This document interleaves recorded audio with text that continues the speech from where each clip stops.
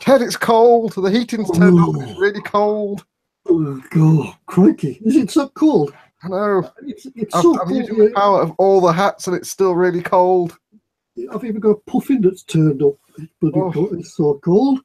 He don't mind. He likes the cold. I'm just frozen. Bits I didn't even know I had are falling off. I think there's a brazier out there for welding some. Never mind. I try not to take women's underwear outside. No. I'm grateful for this jacket, I'll tell you that.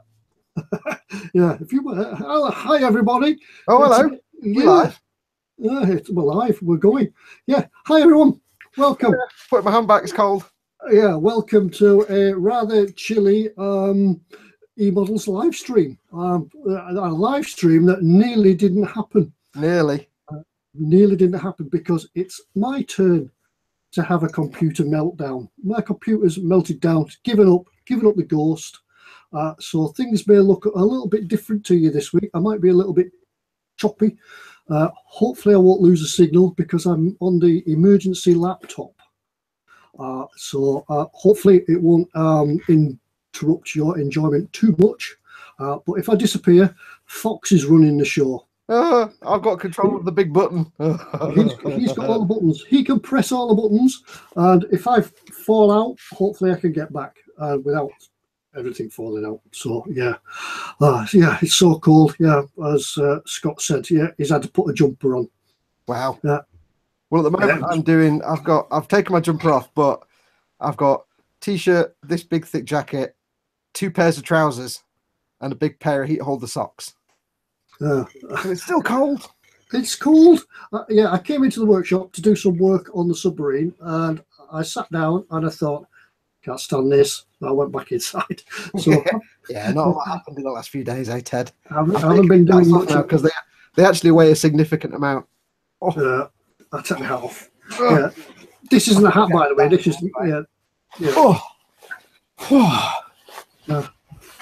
So yeah. Oh, get some air going. Yeah, like the hair. I tried to gel it, but it just doesn't work. Say again, Ted. I couldn't hear you. I tried to gel my hair this week, but it's just not working. It's kind of got that kind of startled chinchilla look. Yeah, slightly startled. Yeah, this is a chinchilla. Yes. I have an announcement. Okay. We have a new hat, a new sweet hat. The old hat is being replaced because it's actually really uncomfortable to wear. The little cheap £5 Matalan straw job being replaced with a proper made by Christie's of London, proper felt and doesn't quite fit Trilby. So I've actually got a real hat now. It's a little bit too small, but I think it looks kind of cool because it makes me look dumb. So this is the new eModel stream hat is this slightly small, slightly wonky Trilby. Have you got a saxophone to go with that, or a rendering? Or no, but I can get a white shirt and a black tie and start singing the blues. Yeah, black string tie. Yeah, it's also much more comfortable to wear than the other one, which is kind of itchy and uncomfortable. This is actually a proper. It's about 80 quid. I bought this years ago and I got it, and I was most disappointed it didn't quite fit, so I couldn't wear it out on the street. It's about 80 quid. This is proper felt hat. You can always soak your head in some warm water, see if it shrinks. There is that. I can't remember what the name for it is. There's a name for the felt, and I can't remember what it is. It's got a proper thing on the inside. Look, see. Oh, by appointment. By appointment. Yeah, it's my Rat Pack hat. Anyway, well, good evening to everybody. Yeah, well, have we said that? Good evening. Yeah, it's me, Ted from eModels, emodels.co.uk, and Fox himself, Fox Wolf. Hello from eModels.co.uk, your one-stop shop for your model making needs. Yeah, so we're going to see what happens this week. We don't know what happens. We never plan anything. We just take it as it comes. So there'll be some giveaways. We will be giving away a mug when we think of a question. Die Muggen gefahren mit giveaway unsere Preis. Yeah, and we'll also be giving away some stickers as well. Yeah, and we've got some new stickers this week. Look at these. Try and drink water out of a mug when you've got a big floppy moustache. It's messy. You want to try doing that outside in this weather when it just freezes? I had to walk to the shop earlier on. I was crusty by the time I got there. It's like... yeah. Moving on. So, yeah. Clip them off. All right. So what else we've got to do? I don't know if we'll hear anything from Pete this week because obviously he's away on a regatta, isn't he, for the with the yacht club? Yes, it's the occasionally Stoke-on-Trent Yacht Club official regatta Christmas, and knees up. Yeah, Christmas getaway. I think they were planning to sail to France. I think that's what they said. So. However, we'll do. Yeah, and some of you may notice we've got a new addition to the workshop this week. Fox's friend thought I was feeling a bit lonely. Odo has a friend now. So this is the Sigurd, which I understand is the name of an Orkney Lord. Anyway, so he's like that. Yeah, he's come to join us. I'm very welcome. Thank you for Scott, who nominated him to come from the flock. What do you call a gathering of? What's the collective noun for puffins? It's probably something bizarre, like a murder, like crows or something. Somebody tell us the collective noun for puffins. Tony Black says lard. Well, lard. The lard of puffins. It's getting hot. I'll have to change the hat. Yes. Is that one all right? It goes with the jacket, this.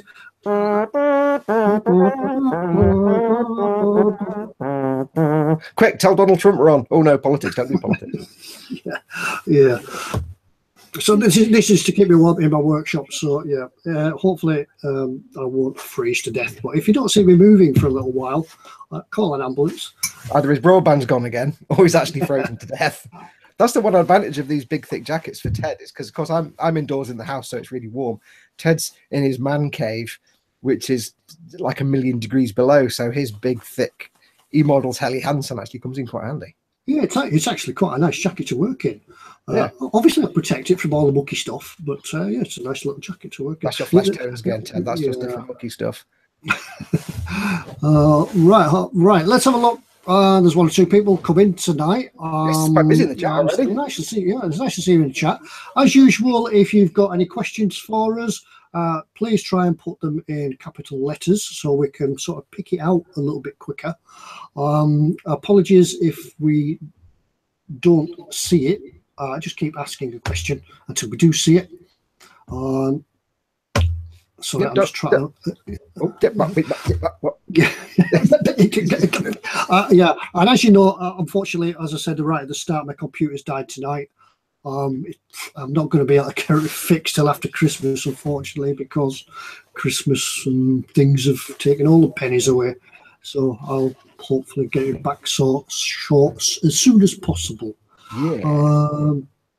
So just don't forget as well, if you're watching on the eModels live channel, so emodels.co.uk/live, if you'd like to join in the chat, just hit the little YouTube icon on the bottom of the player, and that will take you to the eModels YouTube page where you can join in the live chat. And as always, if you particularly want to, you can do a super chat, the little $ sign at the bottom of the chat window. Gives you a little sponsored chat. It pops up in a big blue box, and it's impossible for us to miss it that way. But it's completely optional. It's usually a couple of quid, but it's completely optional.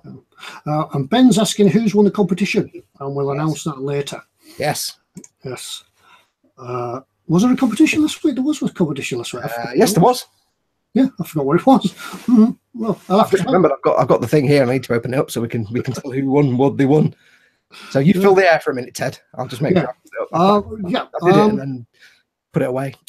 Yeah, Michael Jacobin said, "What's it like on Red October?" Yeah, this is actually. I understand that this isn't a naval hat because they're much bigger. They have a different crest. This is neither a policeman's hat either. I understand a hat like this is given to all the sort of professionals in Russia, or the professionals wear them, such as doctors, lawyers, solicitors, doctors, nurses, that sort of thing. That's, I understand who they wear them. But this is a genuine hats. I like the sound of that. Yeah, this is a genuine Kishenka. Is that what I think it's an Ushanka hat. And I only know it's an Ushanka hat because I was playing Fallout 4 and there was one on the floor I could pick up, and it said it was an Ushanka hat, and it looked just like Ted's other hat. So there you go. Yeah, and as Chris Gross Model said, yeah, my banner is on my other computer. I don't have it downloaded on here, so hopefully I'll get it fixed for next week and find another download. Tim Bix says a group of puffins can be referred to as a burrow of puffins, a circus of puffins, as they are clowns of the sea. Yeah, it's a bit like shrimp, but shrimp are just the idiots of the sea, so puffins are a bit more awesome than shrimp. Yeah, I quite like a clown of puffins because they've got the coloured nose, haven't they? Well, it's I don't know. Can you have a clown? Because a clown's not a collective now. It's an individual thing. It's like saying a Dave of Bob's, whereas a circus is a group. Maybe. Yeah, I tell you something. I must go out in this jacket and this hat because it really goes together well. A few people have said you're doing a good Sean Connery impression. Oh, Sean Connery. You could just say outstanding. Outstanding. Outstanding. Ah, that's funny about that. Take her down, Captain. Yeah, as long as the call up and golf match. Yeah. Dave Weiser on Barker said it's a Scot of puffins. A Scot of puffins. I like the sound of that. As in it's Scott that's kind of got us all hooked on puffins. Smooth says rabbit and puffin pie. Could go whether well. I don't know. I'm sure people in Orkney must eat puffins because yes, they do. Nothing else to eat. Puffins tend to live in rabbit burrows. Ah, right. Maybe that's just because they can't dig their own burrows, so they just. I don't know what they do if there's a rabbit in there. Maybe to chase them out. Quite violent. Yeah. It's a bit like Blue Planet, this program. Yes, nothing to do with model making whatsoever. Also, as well, yes, we have shortly. We won't do it yet, but we will announce tonight our Christmas build. Yes, they have arrived. Special shenanigans thing. Because what we're going to do is because Christmas and New Year fall on a Monday, we won't have a live stream Christmas Day, New Year's Day, so we'll do one between the two. A day to be fixed yet, and a time. We're probably going to do it more in the daytime than an evening, so you guys can spend time with your families and go watch The Great Escape on TV and things like that. I'm going to be asleep by the evening, so there's no point. Over Christmas. Yeah, so we'll announce the build. We're going to do a live build straight out the box, and we'll stay online until it's finished. Even with my clunky computer. Yes. We'll stay online until it's finished. If Ted has no computer working at all, then we'll just do one. There you go. Yeah. So you can probably we'll be showing you the kit shortly. You can maybe join in as well if you wanted, build along as well, and then send some photographs in for your results at the end. So yes, that'll be good. We have a question from Farnacle. I love that name. Farnacle. Farnacle. I like that, Farnacle. Question for Fox. How did you fix the problem you had with the spray in your recent video? I will get the paint. Many of you may not know what this is. I did a video on my channel where I'm painting the big mega-sized Unicorn Gundam. And as you can see, it's come out beautifully. Oh, that's using the C1 metalizer and the AK Metal Colors duraluminum. The duraluminum. The joke doesn't work when it's live. So I've been doing the armor, and as you can see, it's this beautiful metal color. However, during the process of spraying the duraluminum, I keep saying AK, it's Vallejo, the Vallejo metal color duraluminum, which is 77.702, I came across an issue, which I will share with you now for those that might want to use it. These are fantastic paints. This went on with no grain, pretty much no grain at all. I've never seen a metallic paint as good as that, apart from Alclads, for an acrylic, and it went on with no grain. However, when I first started spraying it, I was spraying it through my 0.35 Neo water, which is that puppy. And I learned something in my brain about this paint. The pigment in this is pretty darn dense in there. You have to shake it a lot. But the mistake I made was two things. First of all, I used my 0.35 nozzle. Well, three things. I used my 0.35 nozzle. I filled the cup full of paint because I was planning on doing a lot of painting. And I worked slowly. It doesn't work if you do that. What I discovered was if you fill the cup full of paint and you work slowly, then by the time you've painted one or two pieces, all the metallic pigment and flakes settles down at the bottom of the cup. gunks up your airbrush, and it just becomes a nightmare, because then what you're spraying is not all the metallic pigment, because that's all clumped up in the brush. You end up just spraying all the clear, thinner and carrier fluid over your model. And what you tend to get is this horrible kind of rivulet, sandy mud pattern. It goes all blotchy and patchy on your model, because you're just pouring thinner on it, and it's moving all the particles that are on there. It's spreading them around. So the best way I've found to use this, and I'm assuming it's the same for the other metallics in the range, because they're all kind of very similar, is try and use a bigger nozzle as possible. So I switched to my 0.5mm Iwata Revolution. Use as big a nozzle as possible. Only put in enough paint in the cup to maybe do 1 or 2 pieces. So maybe like 5mm, just a little bit, and work really fast. Don't think about it. So what I did was I get my Revolution. This is my Revolution. I get the piece. I'd put in, say, that much paint, literally about 5mm, which is enough for a couple of pieces on that. And I get the piece and I just go full whack. I just go and just slap the paint on. What would I do, Ted? Slap it on. Hey, yes, slap it on. Thank you very much. So I wouldn't go carelessly, but I would just keep the brush moving. I keep the piece moving. And I'd just do that. And it would take me about 10-15 seconds to paint a piece, because before I was doing a mist coat and then another mist coat and another mist coat and building it up. And it's like, don't.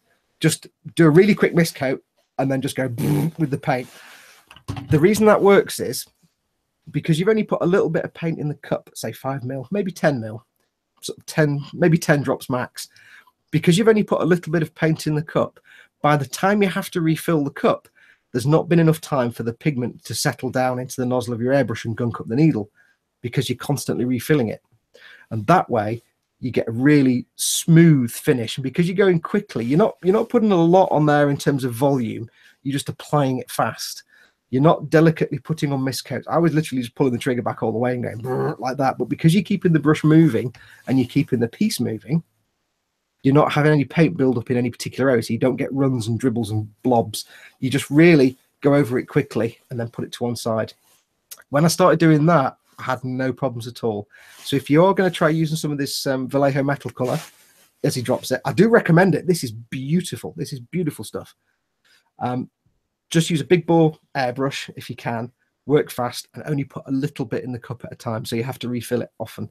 That way you should get a good finish, because I got about 2 or 3 pieces in, and then I started to get the nastiness with the horrible paint coming through, because it's just after about 2 or 3 minutes, you're just spraying thinners and carrier fluid, and it just messes up the paint job. I was able to fix the pieces that were wrong by just spraying over them again. It was fine. So there's the handy tip. That's how I fixed that problem. Yeah, just while we're on the subject of metal colours, I see Vincent's in tonight as well. He did send an email asking about your Mr. Metal colours. What have you found to be an ideal drying time before you start buffing? For Mr. Metal colours?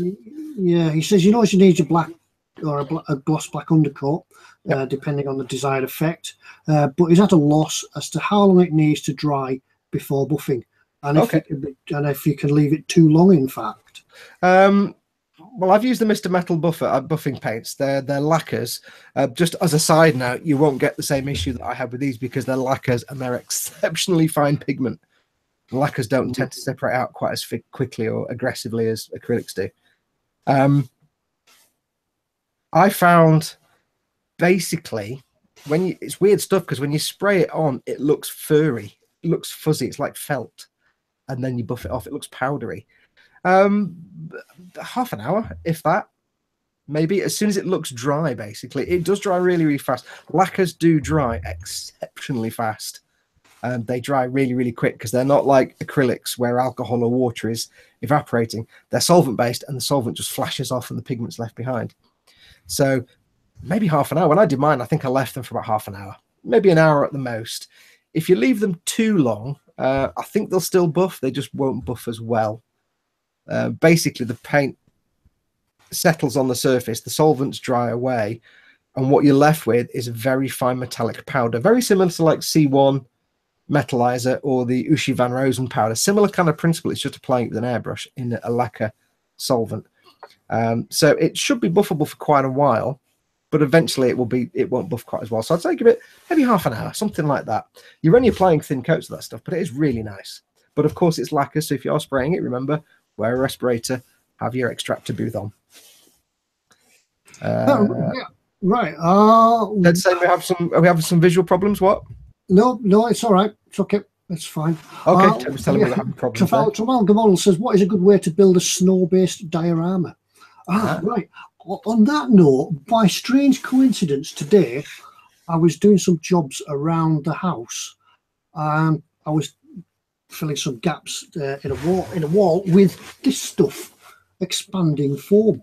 Expanding foam. And I know that with this stuff, once you start spraying it and you stop doing the job, it all dries up. So whatever's left in the can just gets thrown away. I think you can buy replacement nozzles for the top of it, but usually by the time you fuss around and buying that, it's cheaper to go and buy another can. I did find that if you spray a lot of it into a great big pile, you come up with this. It's like a big it's like a big marshmallow. Nom nom nom nom.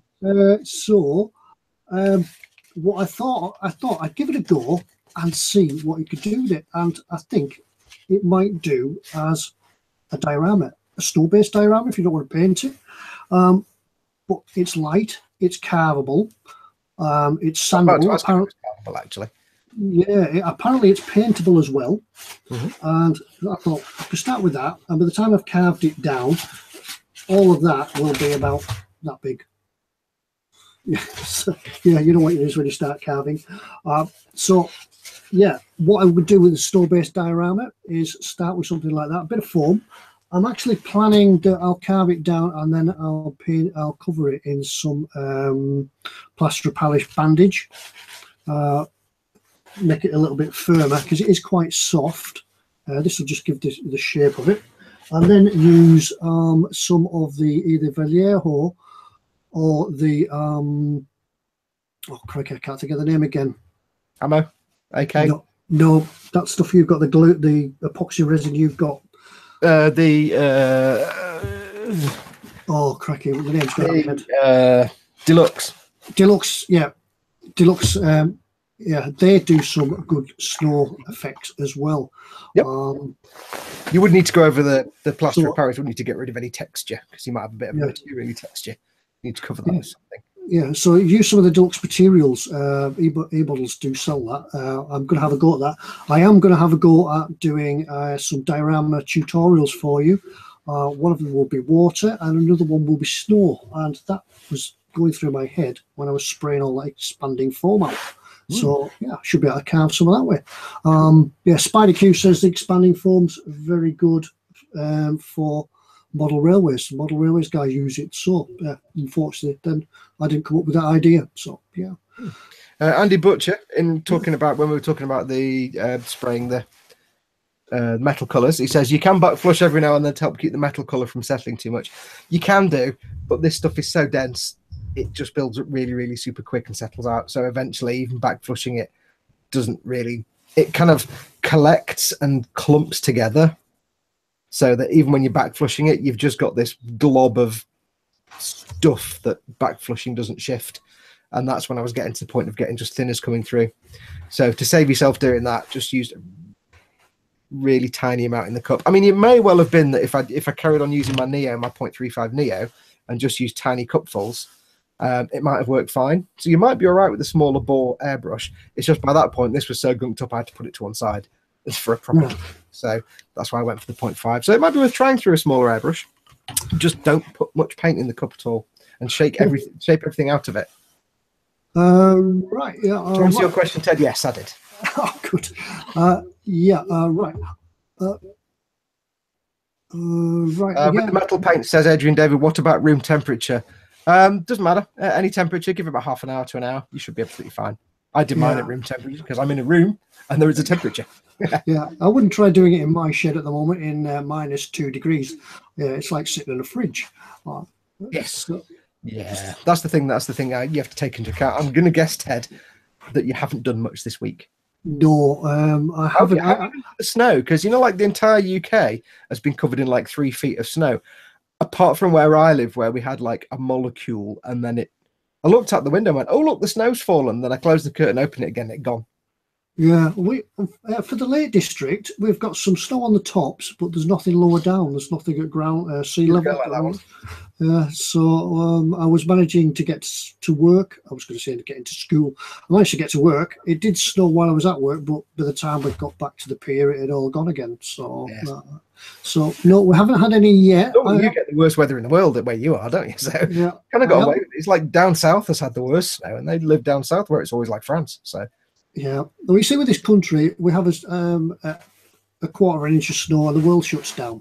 Yeah. Yeah. So, Alan at Northwest Modeler says no snow in Preston, Lancashire. No, I think they had it just. Yeah, Tony Black says none in Cardiff. Tim Bick says all Wells. Farnacle says warm here.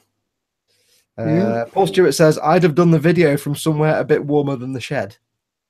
Yeah, it's where the model making happens, though, Paul.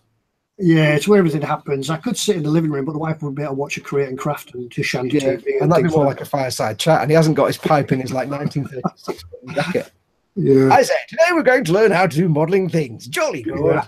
Sat in a rocking chair, rocking backwards and forwards. Bob Symes type. Yeah. Yeah. Plus, we'd actually have to pay to have the rights to have Runaway Rocking Horse playing in the background. I say, chap, let's look at model making today. I need a pipe. I need a pipe as a prop. I've got the beard. I need the pipe now. Yeah, well, that's a point as well. I did discuss with the wife about growing a beard, and she said, nope.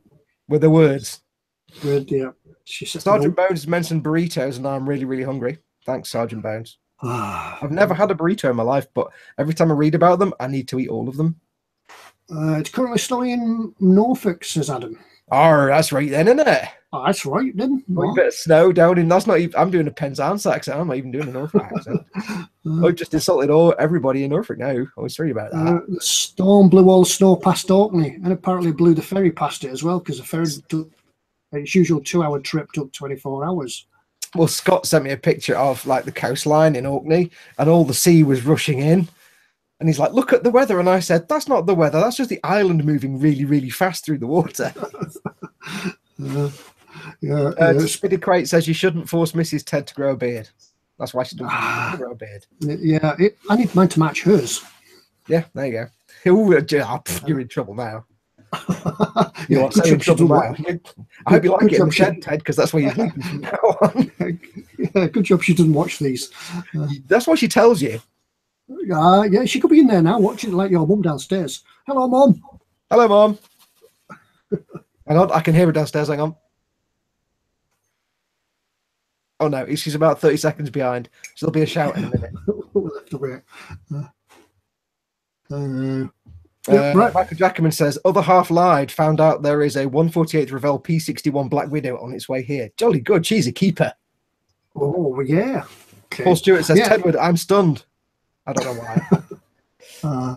Dave Barker says, hello, Mum. Hello, Fox's mum. Speedy Quate, hello, Fox's mum. Scott said his mate works on a wind turbines and one recorded 147 miles per hour gust. That must have been a heck of a curry.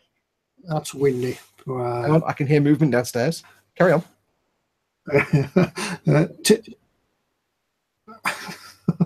She's coming up the stairs now. She's coming up the stairs now. Right. Questions from Ron Max is, how long do paints last before you have to chuck them? Hey, there was a hand. I don't know if you saw the hand. Oh, did see that. Hand wasn't in shot. Oh, there you go. Hand. Hey, there you go. Mystery hand. It's the hand that hands you the. Hey up, the mother's on telly. It's the hand that hands you the notes, isn't it? Yeah, it's the note, the one that passes the note from the editor. The editorial notes. Yeah. So we can talk at all tonight. Really, we've just gone off the rails from the start of this show, haven't we? That's right. just Mrs. Fox. No, not Mrs. Fox. My mum. Ron Max tried to drag it back to model-related stuff. No, there's always one in there. Yeah, what was Ron Max saying? He said, how long does the paint last before you have to chuck them? Until they're lumpy, you can't thin them, I think. It depends. Yeah. It depends on the paint. I've got pots of Tamiya paints that are the old big 25mm pots, and they're about 20 years old. And they're still fine. They're alcohol-based. They don't tend to really dry out.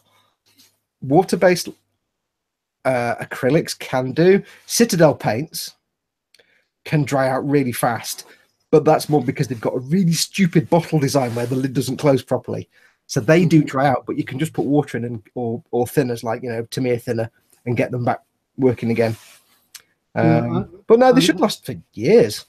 Yeah, I know I've got some Humbrol paints. Well, in fact, they're not Humbrol. They're even older than that. They're Airfix. Remember the little tinlets of Airfix, the enamel paints? They last forever. But I have found that some of the water-based acrylics sort of tend to dry out rather quickly, but that's through leaving the top off. Yeah, with water-based acrylics, it depends on the container. Like I said, the Citadel pots are rubbish because the lids get gunked up and they don't close properly, so they go hard and you have to go and buy more. Everybody complains about the Citadel paint pots. They're these things. I love Citadel paints. I just hate the paint pots because that hinge there gets gunked up and it doesn't close. Then it dries out and you have to go and buy more. What was I going to say? Smoo says, trying to avoid flooding out downstairs, but only 2 emergency plumbers on. Looks like a sleepless night for me. Smoo, you have my deepest sympathies because we have a leak in the kitchen downstairs and it's been going on for a week. So yeah. If you're with British Gas, I don't know if you are, but if you are with British Gas, they do the thing where it's 16 quid a month and they'll just send a plumber out straight away. Just do it. We've had it for about 10, 15 years and it's been a godsend. Trust me, it's worth it. Yeah, you also get British Gas here. That's not right. You also get free wellies with them as well, don't you? For when you do get the leak. Yeah, but it's like, hello, we've got a problem with our heating, lighting, electrics, gas. Yes, we'll be around in an hour. Thank you very much. Goodbye, and that's it. So if anybody out there has got British Gas, not that I'm advertising it, it's just rather than chasing around for plumbers and electricians, just do their 16 quid a month thing. And beats the 200 quid call out for them to do nothing, doesn't it? This show's sponsored by British Gas, not sponsored by British. I'm joking. I did see somebody on here saying they had the old type Airfix screw top bottles. That is really going old. Yeah, and Phil Lewis says he's still got the old jars of Airfix paint with the screw lid. Are they still going? Well, the old pots of Tamiya paint, they last so long, not just because they're alcohol based, and there's nowhere for the alcohol to flash off to. The other thing with those paints is if you ever use Tamiya paints, you know that every now and then you have to go downstairs in the kitchen and get that thing from the kitchen drawer that's supposed to be for taking lids off jars. That thing that's like a grippy thing, and you put it on the lid and take, because every now and then you'll get a jar where you can't get the lid off because the paint on the thread dries up, goes rock hard, and you're like, oh, can't get the lid off. So they're self-sealing. They're also really annoying, but they're self-sealing. So those things, they're airtight. Yeah. See what else people are saying. Yeah, Zad said he's got a couple of Airfix bottles. They've dried out. He just keeps them for nostalgia. Yeah, they are quite nice bottles, aren't they? Really. Some people in the chat, Dave Wiseman, Barker, and Tony Black, have got old Citadel paints. Some of them do last a long time. If you've got the old style pots, they can last for years. If you actually keep the pots clean and close them properly, they can last a really long time. It's just majority of people don't, and the lids don't shut properly if you get paint around the edge. Yeah, they are really kind of stupid. Yeah, it's like going back to the days of using Humbrol paints, isn't it? You used to drag your brush across the edge of the pot because you just used to paint straight out of the pot. And then there's eventually a crusted build up, so the lid wouldn't go on. It would always be at an angle. So, well, the Citadel paints, you open the lid and it's got a little lip sticking out there, which is great for getting paint off if you're doing it from the jar. But it kind of dribbles down and gunks up. And I mean, Citadel's been going for what, 40 odd years. I'm more than confident that it's probably they probably designed that and thought, yes, that's a good thing because they'll have to buy paint. But it is awesome paint, so I will always suffer the Citadel pots because the paints are awesome. So, right, yeah, they are a bit of a nuisance to get the lids off if you have to. Right, where we've gone. Right, some more questions. The padded handles of his sprue nippers to open jars, pots. We've actually got a thing to open jars with, so I just go downstairs in the kitchen and use that. We've never used it for any kind of food-based product ever. It's only ever been used for my Tamiya paint pots. Another way you can do it is go to the living room door and jam it in the hinge, pull the door closed, and it grips it, and you can screw the top off on there. And if I can't be bothered going downstairs to get the thing to open it, I'll just sit there with a very small implement of some sort, go on the lid and swear. And then by the time you get it open, your hands are red raw. So you have like your hand in your t-shirt doing that. If anybody uses Tamiya paints has felt the pain of red raw friction hand. Yeah, yeah, right. As always in the chat, by the way, folks, we depend on you, so do feel free to ask millions of questions. And it doesn't have to be about model making. You can ask whatever question you want within. Yeah. On that note, we've got a question from Adrian David Adrian. Is that David David? Yeah, there he is. He's in the chat. He's in the chat there. Look, just I know he's in the chat, but you always kind of give him like 3 names. Yeah, Adrian Adrian. He's the most named man I've ever come across. Yeah. Hello, Ted and Foxx. Question. Hello, Adrian David, Craig David. What? Question for Fox working on the Gunpla, and he's having fun.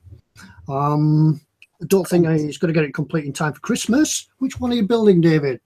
Yes, tell us which one you're building in the chat, because I'll know all about it, and Ted will be like, I don't know what that is. I don't know what it is.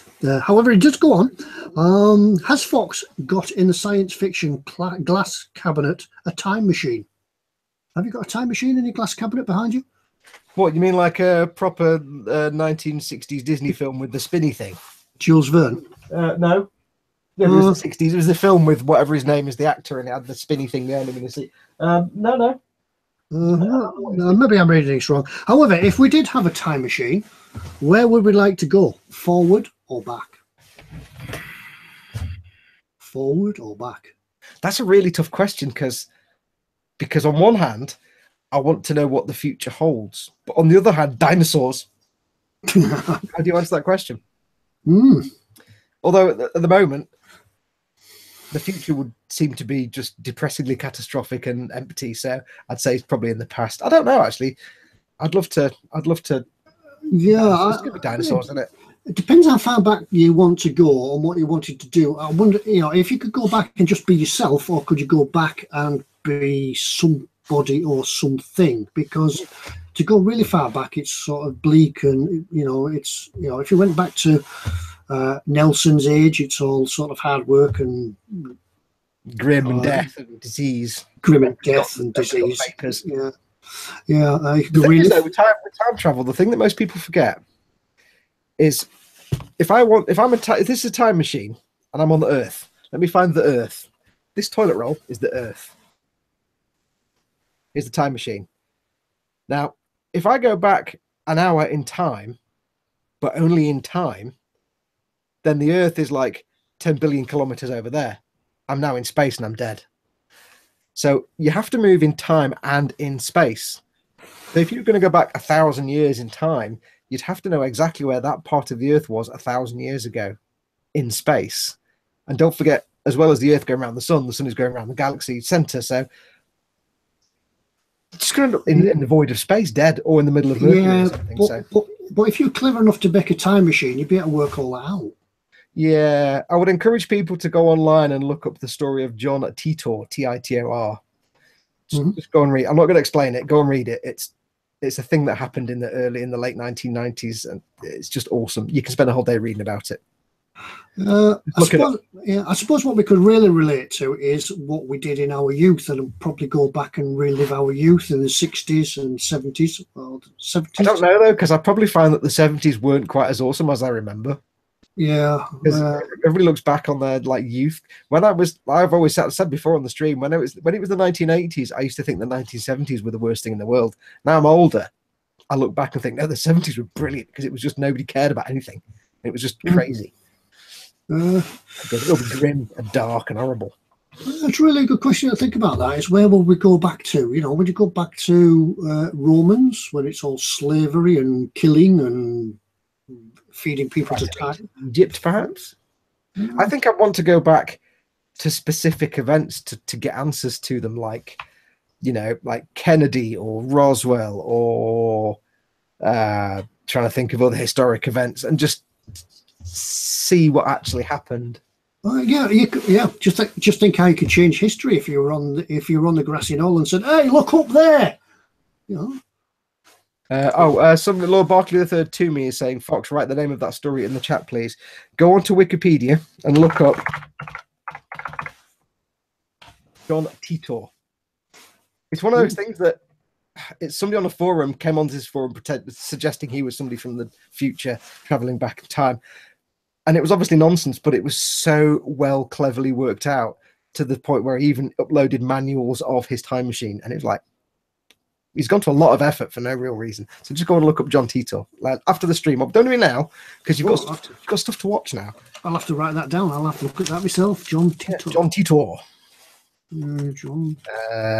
It's quite interesting. I spent a whole, because I was into conspiracy theories for a while. I used to frequent a website that I don't frequent anymore because it just become rubbish. But I was into conspiracy theories, and it just absorbed me for a day. The whole thing. I was reading through somebody'd archived the original forums where he posted, and it was fascinating stuff. It's all nonsense, of course. Lee Chambers said it would be cool to go back in time to show the Wright brothers a picture of the A380 Airbus. Yeah, show a picture of the stealth plane. The one we featured in the What's in Store last week. Yeah, that'd be interesting. Yeah. I don't think you've got that right, Mister. I don't think you got that right, you Wright brothers. No, you don't want to do that. You don't. No, you don't want to be doing that. Have you thought about this? Phil Lewis says go back to the 70s and 60s and get the kits when the molds were fresh. Philly says he'd go back a few years and listen to his mate who suggested buying Bitcoin. By listen, you mean ignore, I guess. Yeah. Speedy Quate says, but Roswell could be a self-replicating paradox. You could be the alien that landed there. Well, the beard kind of, it could be like, what is that? I don't know what that is. Yeah, Roswell could be somebody in a time machine then. Yeah, could have been. Tony Black says he'd go back to when he was a kid and give himself a clip round the ear. What's that for? Just think about it. Michael Jackman said the Concorde is the best airliner in history. I probably could agree with that. Yeah, I could agree with that. If they progressed it more, if they just did it's certainly the most beautiful airliner in history, I think. Yeah. If they'd have progressed that, perhaps. Yeah. Perhaps it just we're talking about time travel now. It's wow. Welcome to our completely random waffling live stream. But the live stream is time travel, isn't it? Because we can go back in time and we can see what we see. Well, strangely enough, Ted, when you talk, we hear you, and then half an hour later we see your mouth move. So yours is actually time traveling. Yeah. Adrian David says he's making the XXXG01W Wing Gumpler, the Wing Gundam. Good choice from the anime series Gundam Wing or Wing Gundam. It's the one I made. It's got the big blue, red, and white wing. It's a lovely kit. And I've forgotten the question now. What was the question? I've forgotten the actual question. He did have a time machine. No, he was just saying he was working on it and he didn't think he'd have it done in time for Christmas. Oh, right. It's a lovely kit. It goes together. No, I don't think he's going to get it done in time for a Christmas present. So he's doing it for somebody else, perhaps. That's nice. Yeah. On that note, from the release of Gunpla, on that release from Gunpla last week, have any of you guys in the chat gone out and got your first Gunpla? Yes. Anybody get tempted to try their first Gunpla? If so, if you're in the chat, what did you get? I ordered one this week or last week. I actually paid cash money for mine. I thought, you know what, I'm gonna get one. Help the guys at eModels out. So I got one. It arrived yesterday. Or was it today? It arrived today. Ordered it on Friday afternoon, I think, or Saturday, and it arrived today. I got myself the high grade RGM 79G GM ground type. Oh. And I've had a look inside, and there's no seam lines on it. They've done it in such a way that apart from one little bit on the head, there's no seam lines to take care of. The ones on the legs are hidden under paneling. The ones on the arms are kind of made into panel lines. So apart from a little bit on the head, there's no seam lines. And it's only an HG, so it's only, that big. So I'm going to have some fun with that. It's just a little fun build. Because I do like GMs. They're like the Grunt Earth Defense, EDSF, EFSF, I can never remember what it is. Earth Federation Space Force grunt suits. And Andy Butcher said it's not his first, but he did grab himself a camphor. Is that right? Oh, camphor, nice. Should we have a look at what's in the box? It's tiny. I've not even unpacked it yet. But HC kits. There's only that many sprues, not many parts. If you're just starting in, HG kits are brilliant because they're an easy build. That's what it should look like when it's finished. However, I'm thinking I might not use that color scheme because this is from Mobile Suit Gundam 8 MS Team, the anime series, which kind of takes place in the jungle for a lot of it. So having a GM that's kind of orange and white in a jungle setting I'm not getting that vibe. So I might have to repaint that in more jungle type color scheme, perhaps. It does come with the dreaded stickers. However, obviously I'll just not be using those.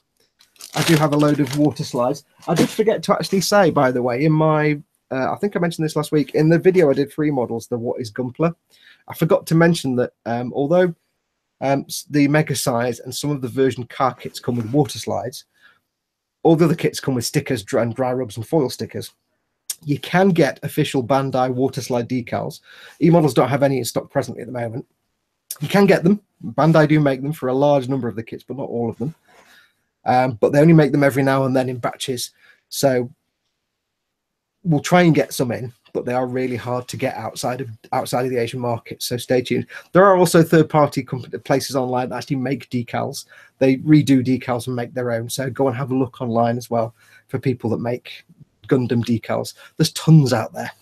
I do that. I've got a big stash of them because I always save the ones I get and I buy loads of third-party ones. So I've got tons of decals for Gundams. So the only thing that I wish Bandai would modernise is have water slides, but they aim them at kids. So yeah, it's just a trade-off. Yeah, as Smooth says, he was looking for a Gunpla that changes into a car. Changes from a car to a robot. That's not Gundams. That's the T word. I'm not going to say. See, maybe it's a robot in disguise. Oh, he's trying to make me say the word. I'm not going to do it. I think he's just trying to wind him up. Alan Northwest Modeler says Fox is a Doctor Who buff. Damn right. I love me some Doctor Who. I said there's a new one. There's one been advertised on TV for is it Christmas Day or Boxing Day? You don't know about Doctor Who, do you, Ted? 2 doctors in it. Yeah, you should stop now. All right. Even if you don't like sci-fi, how can you not know about Doctor Who? Oh no, I do know about Doctor Who, and I did used to watch Doctor Who, but I used to watch about the old Doctor Who. Yeah, the old Doctor Who. But the Christmas edition has 2 doctors in it. I think it has a guy playing the first Doctor and a guy playing the prison Doctor. So yes, it has 12. Is he 12 or 13? I can't remember now. It has actor What's-His-Face playing the current Doctor, whose name I've just blanked on, and the other actor McPherson playing a stunning recreation of the first Doctor. If you watch the Adventures in Time in Space, like the drama, which was about the making of the first episodes and how the series came to light, the actor that played, and I'm blanking on his name, the actor that played the first Doctor, who recreated it, he's spot on. He's a brilliant actor. Yeah, perfect. So I'm looking forward to that. But yes, I love Doctor. Looks like it. I might actually watch it myself. I might have a few. Should do. You might have a clue what's going on, but you should. Yeah, sat in front of the fire with the feet up, watching the Doctor. I've lost out on the chat now. I'm miles behind on the chat. Yeah. I don't. Philip Rhodes says, "Paul, worst fictional robot. Gundams aren't robots; they're vehicles." Just to clarify on that one, they're not robots. There's a pilot in there who flies it. So. Worst fictional Metal robot. Mickey, yes, is the worst. Oh, I don't know actually. Those robots in Black Hole, they're pretty awful. I hate them. What was the robot in Fireball XL5? I don't remember anything about Fireball XL5. That was a bit naff. My favorite robots of all time are Huey, Dewey, and Louie in Silent Running. I love Huey, Dewey. Never have such little robots had such character. There you go. Tom Baker's done a new Doctor Who scene. Says Ooh, I like that. Tom Baker. That got off a robot that was in the Fantastic Four. Do you know that one? I can't stand Marvel, so I have no interest in the Fantastic Four. I wouldn't know about it. A couple of people said Metal Mickey, which if you actually go back and watch Metal Mickey, oh man, that's bad. Maximilian and Bob were the ones in Black Hole. I can't remember. I think I couldn't stand Bob. He looked just so cheap and naff. Maximilian kind of didn't move. There's the one from Black Hole. Right. Tweaky in Buck Rogers. Was he actually called Tweaky though? It was Tweaky, wasn't it? And the thing around his neck was a different robot, and that was called Doctor something or other. Doctor something was the round thing around his neck was a separate robot thing. Smooth Robot says the Smash robots from the MASH adverts. MASH. I used to have a toy one of those. It was great. I used to have a big toy Smash robot. And they smashed him all 2 bits. A couple of people have mentioned Robbie the Robot. Danger, Will Robinson. Danger. That's the one. DC Theopolis. Ron Mack likes Gort from The Day the Earth Stood Still. Klaatu Nebaraktu. I don't know why I did a Vulcan salute then. That's not Star Trek. Dr. Theopolis. Yes, that's the one that was around Tweaky's neck. Does K9 count? Yes, K9 was a robot. Yeah, K9's, yeah. Yep, K9 was a robot. We are just going all over the place tonight. Fanatical, the cardboard robot in play school. Yeah, that was just a box, wasn't it? I don't remember that. I was only a kid. There was Humpty, Jemima. Was it Jemima? Jemima was the skinny thing with the stripes and the really bad hair. Humpty Dumpty, Jemima. Little Ted. Little Ted. Was there a big Ted? I don't know if there was a big Ted. There was, for some reason, I'm just hearing Bungle in my head, and it's obviously not Bungle. No, that's Rainbow. I know what Bungle is. Hello, Jeffrey. Oh, Jeffrey. Oh, that's George. Hello, George. Humble. Big Ted, little Ted. Jemima. Bumping Jemima. Humble. Oh, yeah, there was a big Ted. Yeah, big Ted. And Dapple Grey. Right, we need to stop talking about this now. Right, I'll tell you what we can do. In the 70s are going to know what the hell we're talking about. I'll tell you what we can do, though. We can now announce our Christmas build. Well, what I can do first is, because I'm on camera, I've got the runny nose. Hang on. Oh, yes, let me. Fog warning. Right, I have mine ready. Is yours ready, Tedward? Yeah, I've crack it, big box. Hang on. I need this to is answer. what we are going to. John Faceboom says, when is the competition announced? What, the winner? Yeah. You'll have to keep watching till we do it. Yeah, you have to keep watching till we do it. We don't know what's right at the end. Yeah. Right, for our Christmas special build, live build. We can't show these at the same time, can we? Because it won't do that. Yeah, it probably will. Yeah, it will. We'll get as near together as possible. For our live build, hang on, have you got the big box? Yeah, it's massive. I don't know if I'm going to get this all on the screen. I don't know. It's kind of weighty. Right. I think after my three. Let me brace myself. Yeah. As I said, what we're going to do between Christmas and New Year, we're going to do a live build. You guys can come along and join in as well. If you want to join in, come into the chat and build along on the bench with us. But we are going to build 1, 2, 3. These 2 tanks. Yay, 2 tanks. 2 tanks. I've got the KV2. And I've got the King Tiger with a Porsche turret. I was hoping to get the Sherman, but they didn't have any. Yeah, unfortunately, it's out of stock everywhere in the world, apparently. Yeah. So enough, I like the Sherman, and I can't imagine why. So I've got the KV2. Ted's got the King Tiger. And we're going to build these. We're going to build them out of the box. They're pretty good, actually, because I have discovered since getting them that they're a non-glue kit. They're a non-glue kit? They're non-glue, yeah. I've not opened mine yet. See, what we plan to do is, what I plan to do is basically get most of the assembly done and primed and stuff off camera, because I can't really show spraying or airbrush work or anything like that, because all you hear is my air spray booth. So what I plan to do is get it all built into sub-assemblies and primed and ready. And then on the stream, I'll just be doing the paintings. But it'll all be brush painting because, again, I don't want to use my airbrush because all you hear is my spray booth going bzzz, and that's not good to watch. So it's going to be a brush paint job. Yeah. We'll take them out of the box. We'll take them out of the box and we'll have a go and we'll build them until they're finished. Whether they're finished and the paint's dry or whether there's still bits falling off. But we'll do them till we think they're good enough. And you can come along and watch. If you want to get one yourself, you want to get yourself a toon tank. You can come along and join in as well. And I've got the advantage. I've got a whole load of Citadel paint, so I can brush paint it in Citadel and hairdryer dry it, so the paint will dry in minutes. Well, I found that I have opened mine, and they are nice little moulded kits. Excuse the noise.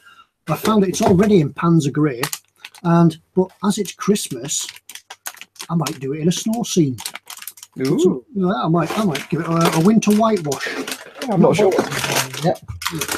Mine kind of looks like some kind of Death Star turret on tracks. It's great. Yeah. They've got ladders to get up the side of it. I know. It's got like ladders and everything. There's probably like a lounge in there and a bathing room and a bar. The Russians, you don't know anything about halves. Yeah, but there's a whole set. The mount that the gun is in is actually 4 times as big as the actual cannon.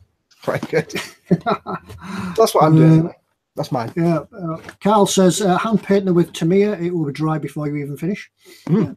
Yeah. Well, I'm gonna go for the Citadels just because I can work fast with the Citadel paints because I know them well enough, and I'll get a nice finish on them, and I can blast them with the hairdryer with no adverse effects. I've also got to take into account things like with the weathering. I can't really use oil paints for a gunk wash because that has to dry for 5 days, which would not be an interesting stream. So there's some challenges to get around doing it quickly.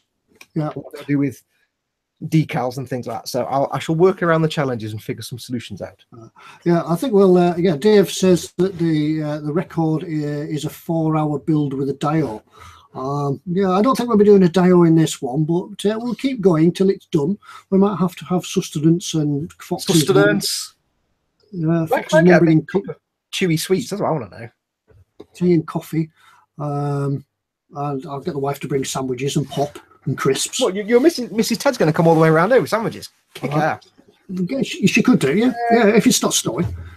So we'll have a go at these. These will be we'll announce nearer the time when the build is going to be. Yes, we are trying to arrange for, if possible, Tony McPony, or if not, somebody else, to be the third person in the stream, because what will happen is me and Ted will be at least on my thing, all you'll see is my hands on the desk doing stuff. We won't be facing camera, so we won't be able to see the chat. So what we're hoping to get is Tony, if possible, to do the reading of the chat and tell us what's going on, so we can react. He'll be the third. So we're going to kind of have to work around his schedule a bit, because Tony can't usually join us on the stream because he's got really weird work hours and he's always dead busy. So we don't know the date just yet. It's not going to be fixed. We'll probably announce it like a day or two before if we can, just because we need to work around Tony a little bit to work out if he can do it. If not, we'll get somebody else to do it. But yeah, our initial thoughts as well is because it is Christmas and it's the Christmas period and people are on holiday and things like that. We're probably going to look at doing it more during the day than a late evening. So give you a chance to join in, come along and take a few hours out from your family. But still, then it leaves you the evening to go and spend with the family and things like that, being Christmas, and you can watch The Great Escape or Jason and the Argonauts and things like that. That's New Year. I've told you that, Ted. Jason and the Argonauts is after the Christmas lectures. Star Wars was Christmas. Yeah, Argonauts was New Year, mate. Great Escape, Fools and Horses Christmas special. Oh, I can't stand Fools and Horses. I used to like Fools and Horses till I watched them a million times each. Now it's like, I can't watch them now. So it'll be still a time anyway when you've got your turkey sandwiches. Yeah. So, we don't want to do it in the evening because you'll all be half asleep from turkey fatness. Yeah. So we'll have a bit of fun. Do it in the morning because you'll all be a bit ropey because of all the sherry the night before. So we'll do it during the day. Yeah. Plus, if you can't make it, you can always catch you up later on because we'll leave it on the stream and you can pick it up anytime. Now, Troughton Chard is doing some fighting talk. He says Jason and the Argonauts was Easter. Not in Manchester. It wasn't. Not around here. It wasn't. It was always a New Year film, because I used to watch the Christmas lectures, and then usually on the Sunday, it would be Jason and the Argonauts, and I can't watch it now as an adult without getting that little sort of twinge in the back of my mind about, oh crap, I've got to go back to school on Monday, because it was always a back to school blues film, because it was always the day before we went back to school usually, so it's after New Year for me anyway. Yeah, Dave. Yeah, you've got to spend time with the wife and kids. Yeah. Sorry about that. Yeah, sorry.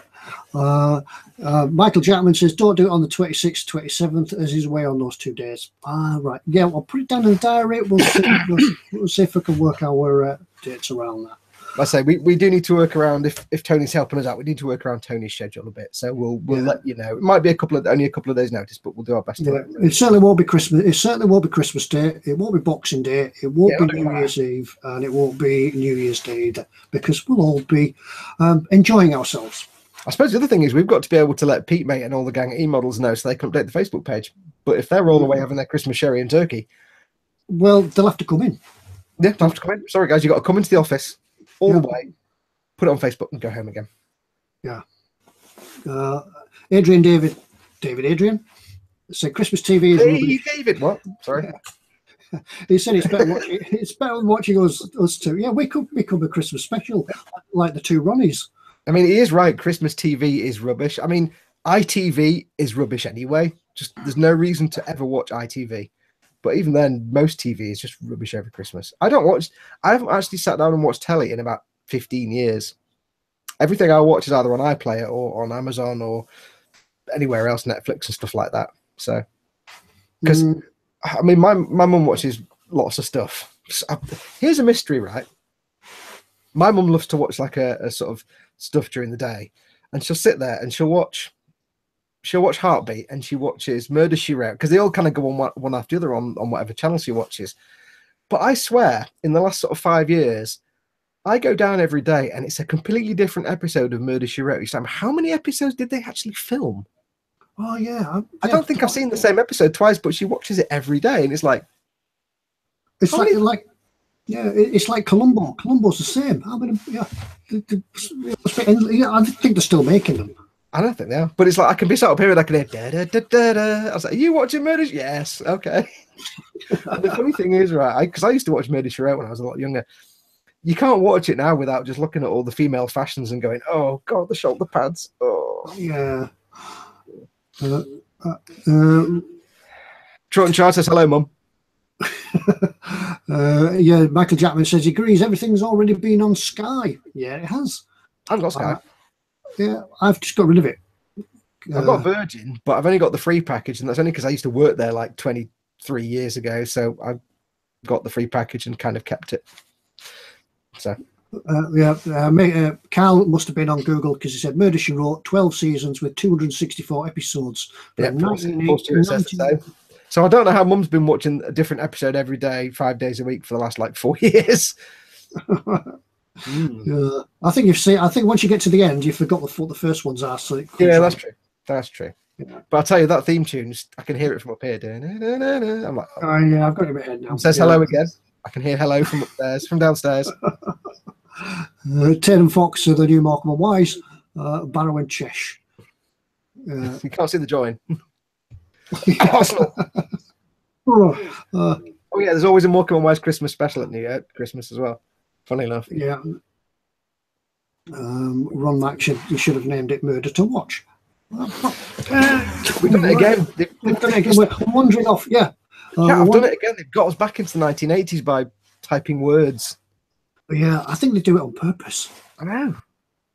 What gets me is, though, like, if you look at Murder, She Wrote, just to go back a second, Angela Lansbury, who was in Murder, She Wrote, she was already about 90 when they filmed that, and she's still going strong today. Yeah. I always remember from Beds, Opals and Broomsticks, and never been the same since. I've not watched Disney movies. Yeah. Not even as a child could I stand Disney movies.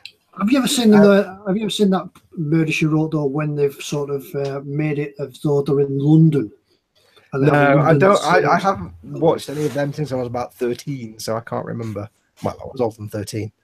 Spruglu, there's one. There's topical. Spruglu says, "Who's going to watch the new Star Wars film?" Absolutely, at some point. I found working from home is an advantage because I can go to the cinema on a Monday mid-afternoon at like 2:00, and there's nobody there. I went to watch The Force Awakens, and it was like, I think it was only a couple of days after it actually launched, and I basically just booked a ticket for like, I think 1:30 on a Monday afternoon, and there was nobody in the theatre, even though it was like the third day of it showing, and you should have the crowd in. Nobody there because everybody's at work, and I'm like, yes, great. Nobody popping crisps and there's a few people in there, but they were just, basically the kids were still at school and everybody else was at work, so it was like, yeah. Yeah, Don Gilchrist says there was a murder in Barrow at the weekend. Yeah, there was. Yeah. Yes. I don't know what the hype is about it. I have seen some of the trailers for the new Star Wars film. It looks actually quite good. Apparently, they did a preview or a release, a premiere event, and apparently the feedback that's come out from it is absolutely incredible. So we shall see.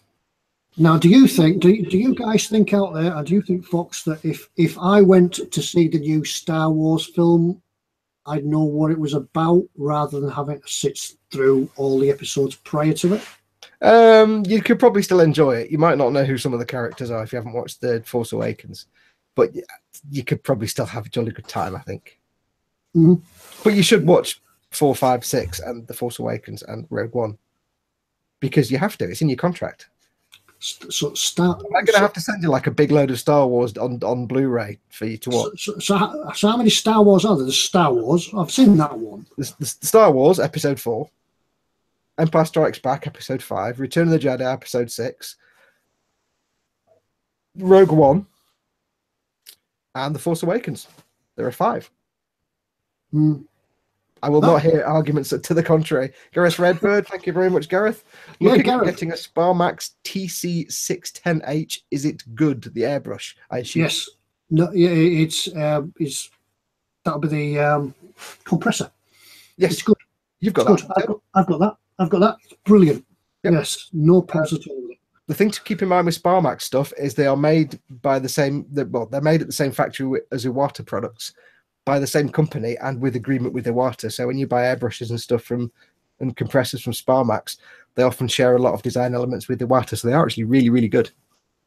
Yeah, and they're good budget brushes as well. Some of their brushes. Thank you for that. I understand that the Sparmax now, the one that you'll probably get fresh off the shelf, has changed ever so slightly to the one I've got. I think it's the same components, just rearranged. Yeah, it's the modern model. Yeah, and the case looks probably a little bit different. The only problem I found with it is that the on-off switch is sort of tucked away behind it. So if you've got everything facing you, so your air regulator and everything else, if that's facing you, the button to switch it on and off is at the back. And you've really got to reach around and switch it off, but it's fantastic. Ted, can you not make some kind of Heath Robinsonian lever and pulley arrangement so you can have a thing over here that you pull and it turns it on and off? Yeah, a bit steampunk type. Yeah, I think a lot of people just leave their compressors on though, don't they? They just turn them on and drain them when they're finished. Well, I tell you something. I've gone away and left it switched on with the tank full, and I've come back and it's just sat there. It hasn't switched itself on. It hasn't topped up. It hasn't needed to be. We've got some nice airtight joints around. Yep. Use the pipe that comes with it. I did have an old airbrush pipe. Pipe? The hose. Yeah, the hose. Yeah, use the one that comes with it, because I found the one I had didn't actually fit and didn't make a proper seal, so it was always topping up the tank. So use the airbrush hose that comes with it. Handy tip if people don't know this: when you got an airbrush and you have the hose that goes to your compressor, you want the longest hose you can possibly get. Either one that's just straight all the way, but like 1,000 meters long, or one that's curly-whirly like this. Bear in mind, if you get a curly-whirly one, it will tie itself up in knots and it gets really annoying. But the reason you want a curly-whirly one or a very, very long straight one is the longer your hose, the better it helps regulate the flow of air to your airbrush, especially if you've got a compressor that doesn't have an air tank. If you take air straight from a compressor through an airbrush, it'll go like that. It'll pulse. What the hose does, it acts like a small air tank. So the air builds up in here and then it comes out regular. So the longer your hose, you've basically got a bit of extra air tank storage in that hose. So if you can get yourself a big curly-whirly one, it's a bit of space saver, but just go for the longest one you can get. But these do knot up into, it's really annoying. I've actually got this taped to the desk and folded up in half because it used to get on my nerves. A bit like a telephone cable. Well, a lot of people don't know that. The longer your hose, the more it acts as an extra or an air tank. Yeah, that's good. But yeah, the Sparmax 610H is an ideal airbrush compressor. You can't go wrong. Troughton Chard says about Star Wars, it's a Disney film. Fox just says he doesn't watch Disney. Now, I don't watch rubbish Disney films like anything other than Star Wars. Obviously, adults Disney films I watch. You know, Die Hard is a Disney film, technically. And Star Wars.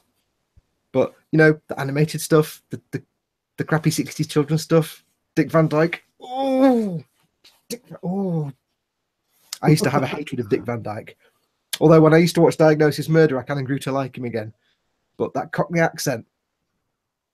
All right, darling, you Cockney here, down the Old King's Road. And I'm like writing to my MP, please make sure this man never enters this country ever. He's not allowed in. He'll die, and he'll die, and he'll die. Blimey, Governor, I'm a Cockney, I am. No, you're not. But then I watched Diagnosis Murder and I kind of forgave him.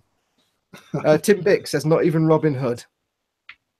That was kind of the reasonably decent era of Disney when they weren't just making 18 different movies based on Frozen.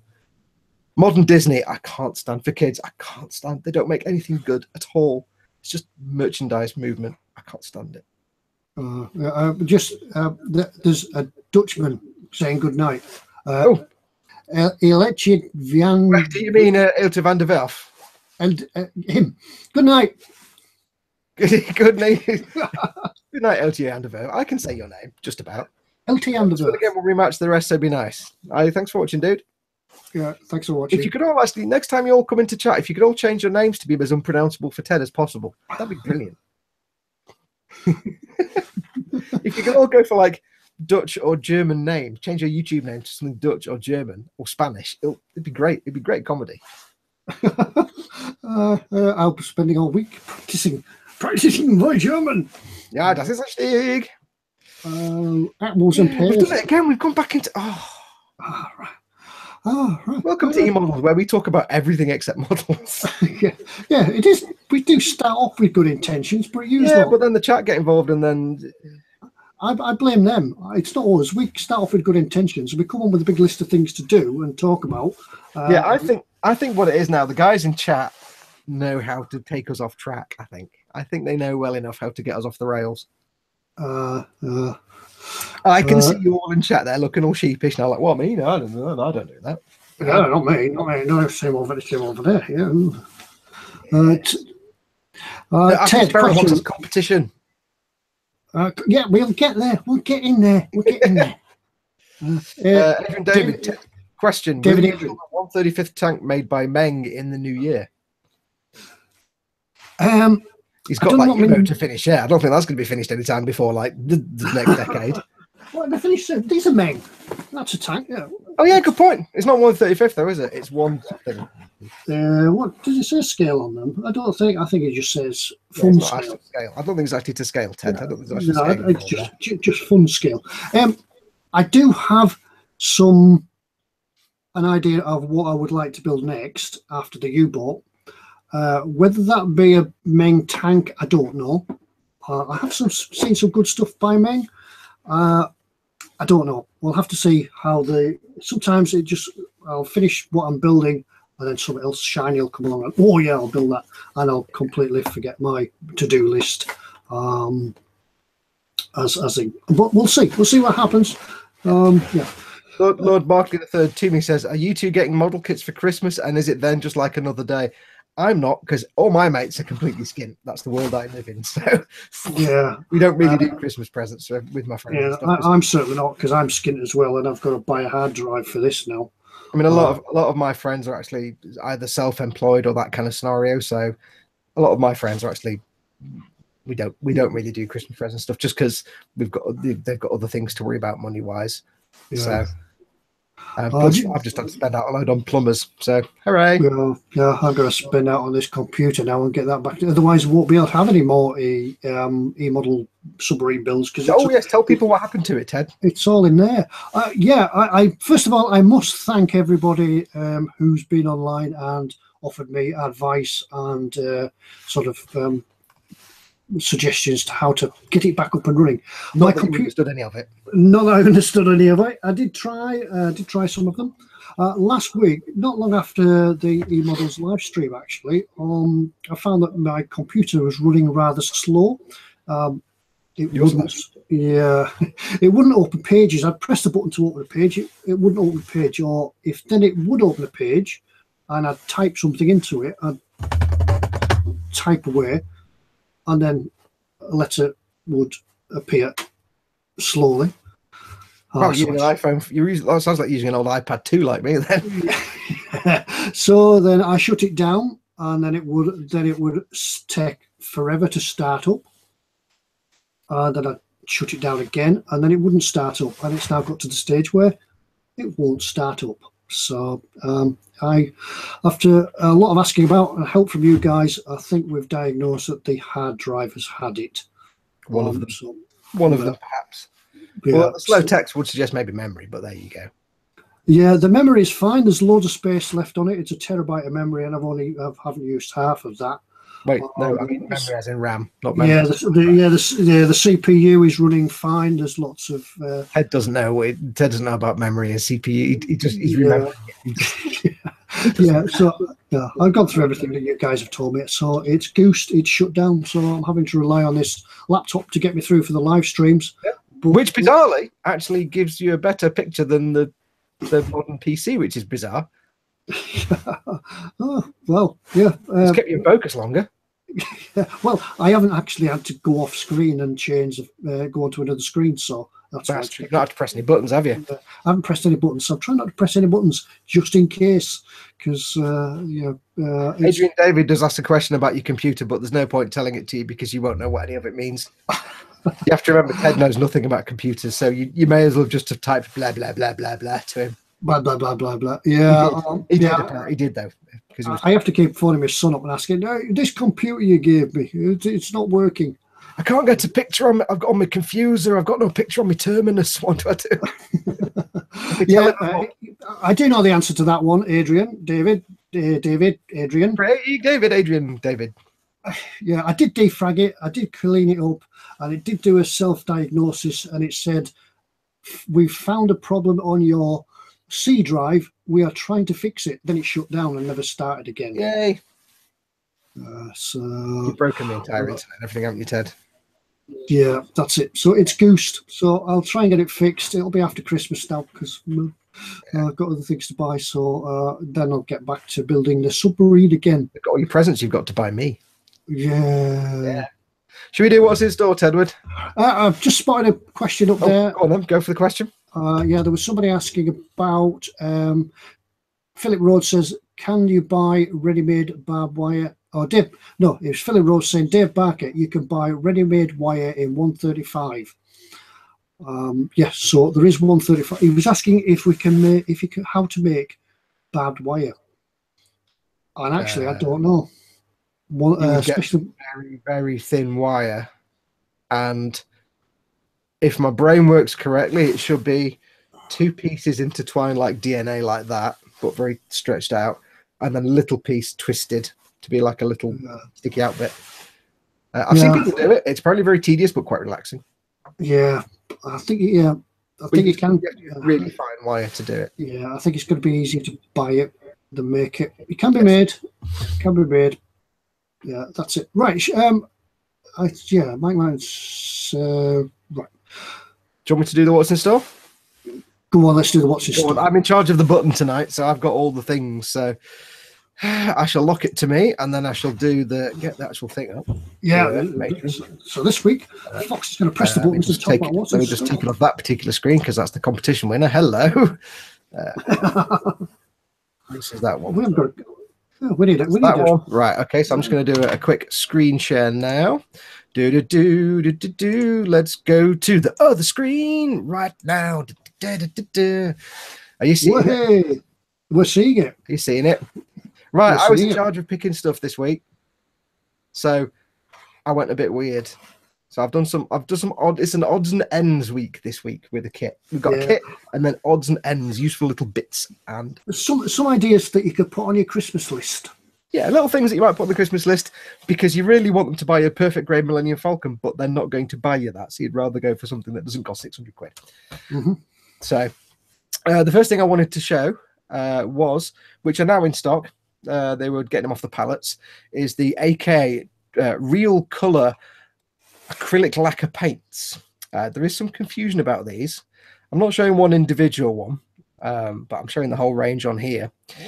These are basically what they call acrylic lacquers. Now that means they're kind of like Tamiya paints, which technically are also acrylic lacquers. There, Tamiya ones are alcohol-based acrylics, so they're kind of like lacquers. These are very similar, basically. And they're actually completely compatible with Mr. Colour paints and Tamiya paints. You can mix and match them. They're all kind of very, very similar. Now, these are new to the market, and the selling points of these are, first of all, they have done an enormous amount of research to get the colours as accurate as possible to actual proper World War II or Army or even modern Army colours. That's why they're called the Real Colour range. They've done a lot of research actually taking flakes of paint from vintage military vehicles to get them matched. So who knows, it may stop people arguing about Dunkelgelb. It'll never stop people arguing about Dunkelgelb. So they pride them on the accuracy of the colour, and they come with the RAL numbers on them as well, and everything like that. And also, being acrylic lacquers, you can thin them with the AK thinners. You can thin them with Tamiya X20A thinners. You can thin them with the Mr. Colour thinners or lacquer thinners as well. You can use lacquer thinners, and you can actually also apply them thinned with water. One of the AK instructional videos showing painting a camouflage scheme, and he's got the base colour airbrushed on, and then he brush paints on the coloured patches, but he thins the paint with water rather than thinners, and it gives this incredibly smooth finish. It's quite fascinating to watch. So you can thin them with water, you can thin them with everything else. Tamiya paints, you'll know you can thin with water, but the results generally aren't brilliant. They're not great. So if you've not tried these, I'm going to possibly see if I can swing getting some of these off Pete Mate to do on that little Gundam kit, so I can test them out for the eModels channel and give them a go. I'll see what Pete Mate thinks about that. But yeah, check them out. They're new on the market. They're supposed to be, if you're a real stickler for the colour, if you're a real Dunkelgelb type and you need that colour to be spot on right, then they claim they have done the research to get these as close as possible. The ones that relate to actual vehicle colours, they are as close as possible. And they're only £2.30, so they're a steal, and they're kind of Tamiya pot size. And you can mix them with Tamiya, you can mix them with Mr. Colour, so you're good to go. And they work with lacquer thinners and alcohol-based thinners. Being acrylic lacquers, do you know if they're as toxic as the normal lacquers? No, they are like similar to using Tamiya paints. Right. I don't know if they're alcohol-based. I know Tamiya just calls theirs acrylics. So, but the only thing I don't know is how lacquer and how acrylic these actually are. So, as with any paint, assume they're toxic and wear a respirator anyway if you're airbrushing them. Yeah. You should always do that by default. So it's always good to wear a respirator when you're airbrushing anyway. So yes, there are people that say if it's an acrylic paint, you don't need to water-based. It's not harmful. You're still inhaling paint particles. Always. Yeah, you get a plastic coat your lungs, so it's always a good idea. With actual lacquer paints, you have to wear a respirator if you're brush painting a lot.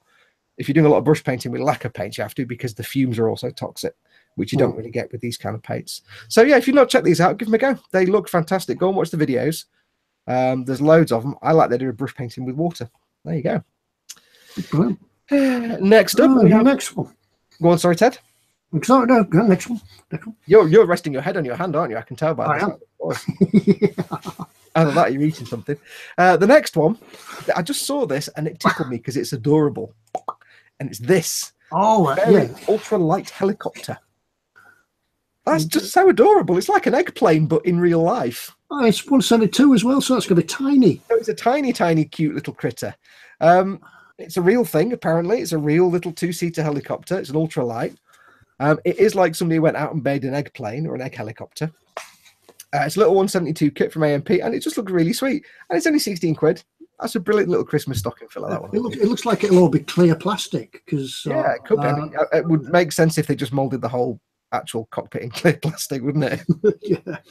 The only thing I don't like about this is the font they use for the title. That's a bit of I don't like that font.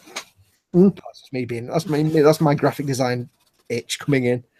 But I think it looks adorable. You could have some fun with that. Oh, but it's almost a sort of a James Bond type thing, isn't it? You could see it on the back of a transporter. Okay, Bond. No. Smashing. I think that's totally adorable, and I think everybody should get that and make that and paint it all funky colours. I'll probably do it in pink or something just for giggles. Brilliant. So that's the AMP 172nd. I love the fact it's 172nd. It's such a small thing anyway.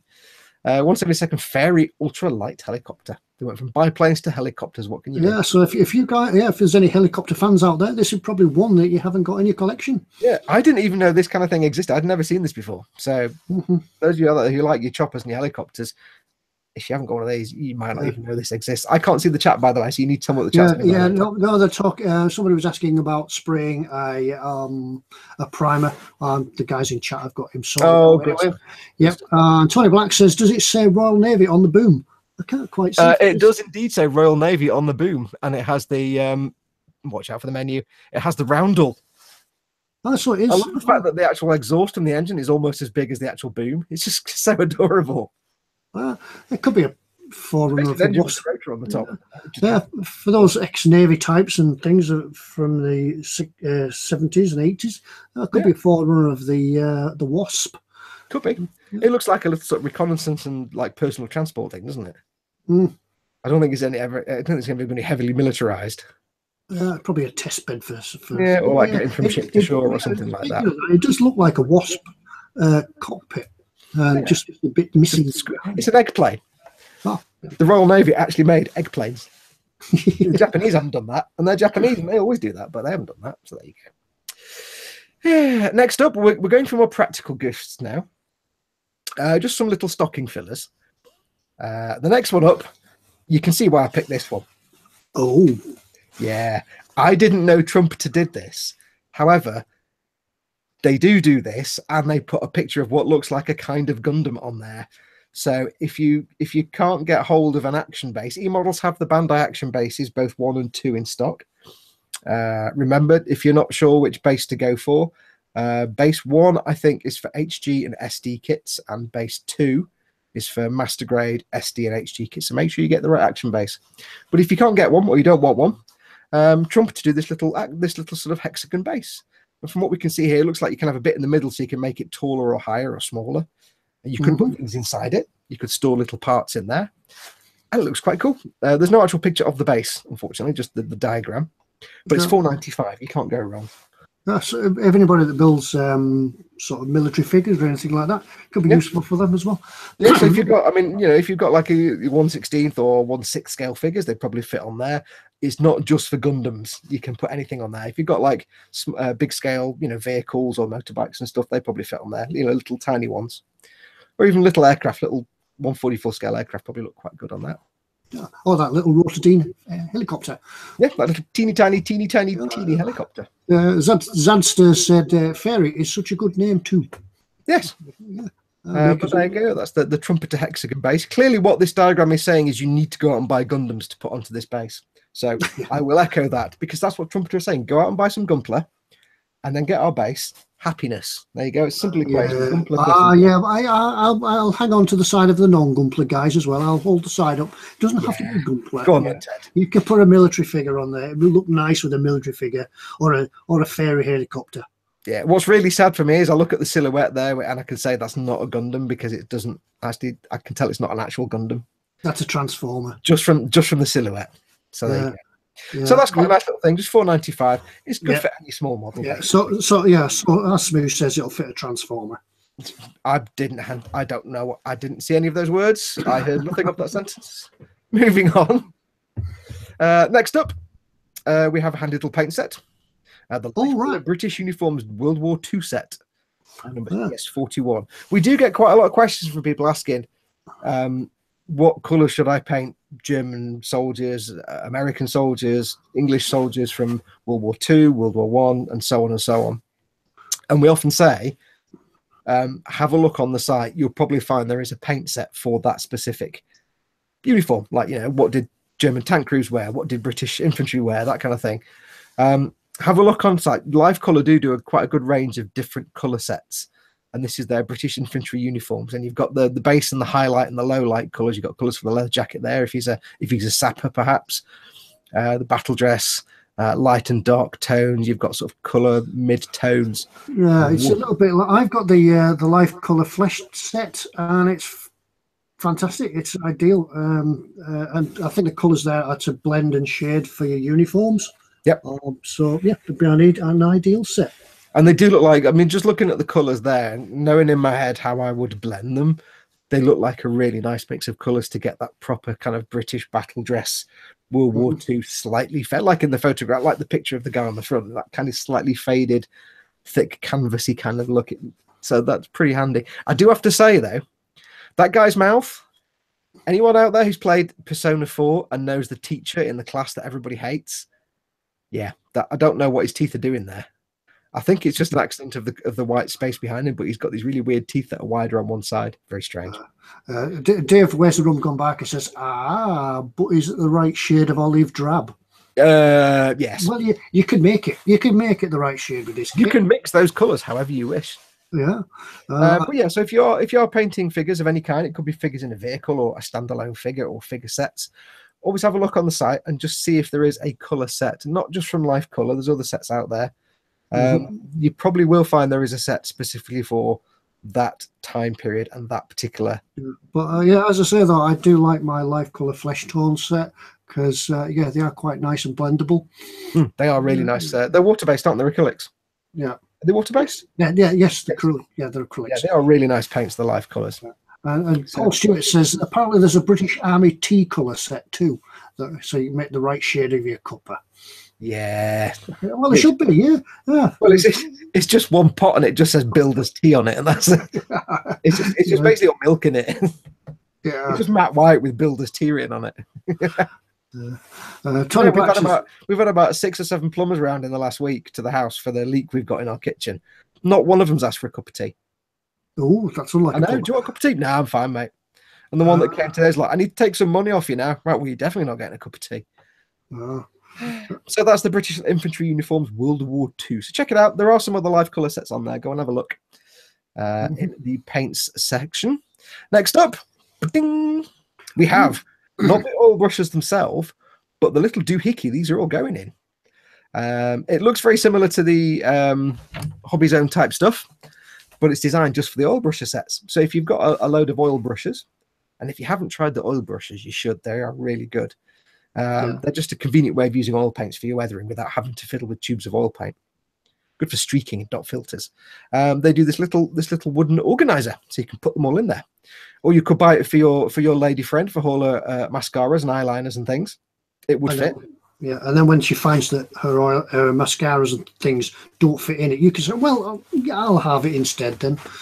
She'll be like, why does it say ammo on the front? I just ignore that bit. Yeah. Do you not want it? I'll have it then. I'll put my paints in it. There you go. So it's a little wooden doohickey to put your ammo oil brushes in. 1320. And like I say, if you haven't tried the oil brushes, I do recommend them. Yeah. Going back to those paints. I've closed that tab now.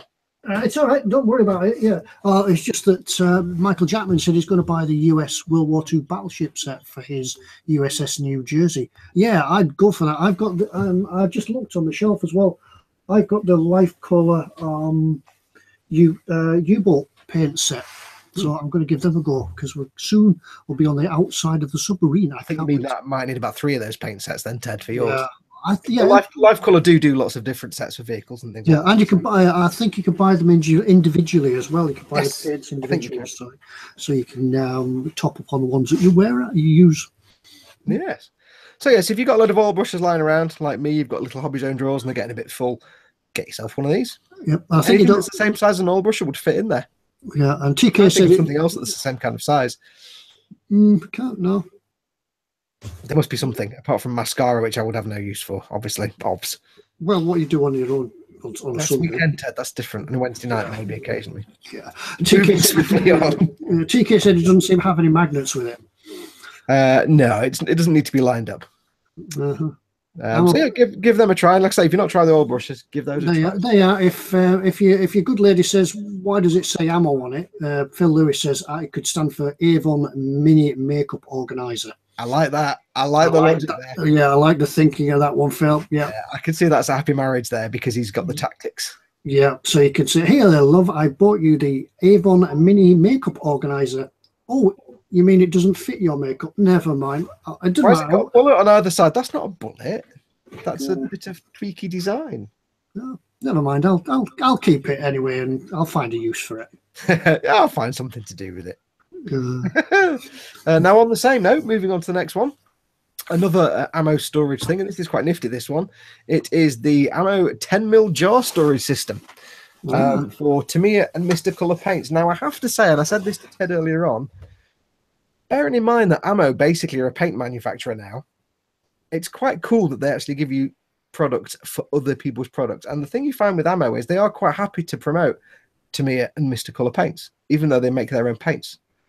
So if you've got your 10mm pots, your Mr. Metal Colours, or your Mr. Colour, your Aqueous Hobbies, or your lacquers, and you've got your Tamiya pots, this little wooden sorting tray is pretty darn cool for $22.95. It holds 54 pots, and you can either hang it up or you can put it flat on the desk. And it just means you can quickly and easily see the actual colours. Now, it may well be that you have a million times more paints than that. I've got millions of Tamiya paints, but I would find one of these handy for the project I was working on at the time. Yeah, what I tend to do when I'm building a project, I'll keep the paint. If wanted a silver paint, for instance, I'd take the silver paint out of the paint rack, and then I'd keep it. I'd keep it to one side. And then I'd keep it to one side for the whole of the build, because I knew then that if I wanted to go back to the silver paint again, I would pick the same one up and not find that I've painted something in a different shade of silver.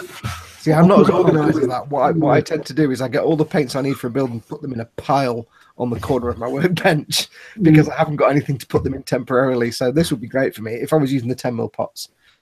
Go on, sorry. No, it's all right. Sorry, I'm just reading out there. Yeah, Smooth says they're also made by Hobbyzone. He's got 2 of them. Yeah, but whether do you mean it's the same thing as Hobbyzone? Probably very similar. There's a lot of kind of paint storage and rack systems out there from all different manufacturers. But Trafalgar's model said he needs to look into the Hobbyzone stuff. Yeah, I would recommend you do that. I haven't got any myself, but the reports and what Fox has said about them, yeah, go for it. Tell you what I'll do. If you go to the main website and you go to accessories, workshop organizers, it's all Hobbyzone stuff. You have to buy it all because it's all awesome. It is awesome stuff. We may as well do Hobbyzone while we're here. If you've not come across the Hobbyzone, and if you watch this stream regularly, how have you not come across Hobbyzone? You need to buy all of it, basically, because it's just the most awesome sort of desk storage solution. You've got corner units with drawers, you've got big wide drawers, you've got different bottle size storages for the 26mm bottles and for the 36mm bottles. You've got towel dispensers. Everything you could need is pretty much a modular add-on, and they're all modular, so they all fit together perfectly. You can stack them up, you have corner units, it all fits because they're all basically the same footprint. So just go and have a look and see what you can find, because they are brilliant. You have to make them yourself. Get yourself a bit of wood glue, bit of Gorilla wood glue from the hardware store. They're actually quite good fun to build because they're quite relaxing. And I suck at woodwork, and even I made them. So, oh, well, Phil Lewis said if you look at the top right hand side of the organizer, it has the Hobbyzone logo. But yeah, well, yes, they all do. Endorsed by Ammo then. So yeah, if Ammo using them, it's good stuff. Yes, the thing you find with Ammo is they do a lot of things like that. Where they have their logo, like some of the was it Trumpeter or Meng? They had the released kits that were Ammo kits because they came with the paints. So yeah, Ammo is actually quite open to other brands and things like that. So it's quite refreshing for a company that does things like paints and products to be so open with other people's paints. If you go through Mig's how to paint things books, like the In Combat book, how to paint, mecha, he shows painting it using the Ammo products, but also shows using the Tamiya products and everybody else's products. So I like the fact the Ammo guys are so kind of open with that. It's quite refreshing. And I'm not going to click on the next tab because that's the winner of last week's competition. So let me unshare the screen. Good. I was about to click on it then. I went, oh, wait, no. Ooh, wait a minute. So let me unshare. Right. Unlock it from me. You still got your hat on, Ted. I'm quite impressed. It's another one. Yeah. I've taken that one off because it's too hot. I've turned the heating down a bit. Screen. Right, are we back? You're back. Yes, you're back with us. Can you point to it? Is it on the trolley? Right. Right, I will just get that ready. So yeah, that's what's in store. Now, as always, Mr. Loth Vincent says it's Tacom Fox. Mig partnered with Tacom. IK did it with Meng to make Meng color paint. There you go. Right. Tony Black says avoid laser cutters if you have a cat. Michael Jackerman says, since I started buying Hobbyzone stuff, the car will never fit in the garage again. You could just put stuff in the boot. You don't have to put Hobbyzone racks in your car. You've got I think people should stop calling them garages for, putting cars in garages, because who puts the car in a garage these days? Yeah. You make things in the Yeah, you store things. Adrian Davies says, Fox does jingles now. Yeah, if you have a car, never goes in the garage. Nobody I know puts a car in the garage anymore. It's full of bikes and washing machines and stuff. Our garage is actually full of the garage roof. Oh, has it fallen in? Yeah, it's kind of gone like that. So it's had junk in there anyway for like 20 years. We don't really use it for anything. You can't get a car down the drive anyway. It's one of those garages that's got no function for a car because the car wouldn't fit down the drive. So over the years, the roof's come in a little bit, and now it's like, we'll just leave it to nature. So all the trees and plants take it over now. Just when I do suddenly come into a fortune of money and I can afford to convert it into a model making studio, there's less demolishing need to be done because it's done it itself. See? Yeah, well, that's what my garage roof was like, and here I am now. Yeah, see, down there I'm dancing, up there I'm thinking. There you go, see? But yeah, here I am, sat in the cold. Yes, right, now. Right. Now, Ashley Sparrowhawk is prodding you with sticks, Ted, for the competition. Should we announce last week's competition winner? I think we'll announce last week's competition winner. I think we should. Right, Ted, what were we giving away? Because I can't remember and I haven't got that. It was the F16A, wasn't it? Oh, yeah, the F16. Let me see if I won't screen share because I don't want to accidentally show the winner. But yes, it was the F16. Was it the 1/3? It was the Japanese, Korean. It was the Chinese. No, it was the Taiwanese. Taiwanese. Yeah, it was the one we couldn't remember the name of. It was the Taiwanese Air Force, the Chinese Defense Force thing. That's it. It was an F16 model kit. Mm-hmm. I totally forgot to actually prepare it on the page, so apologies.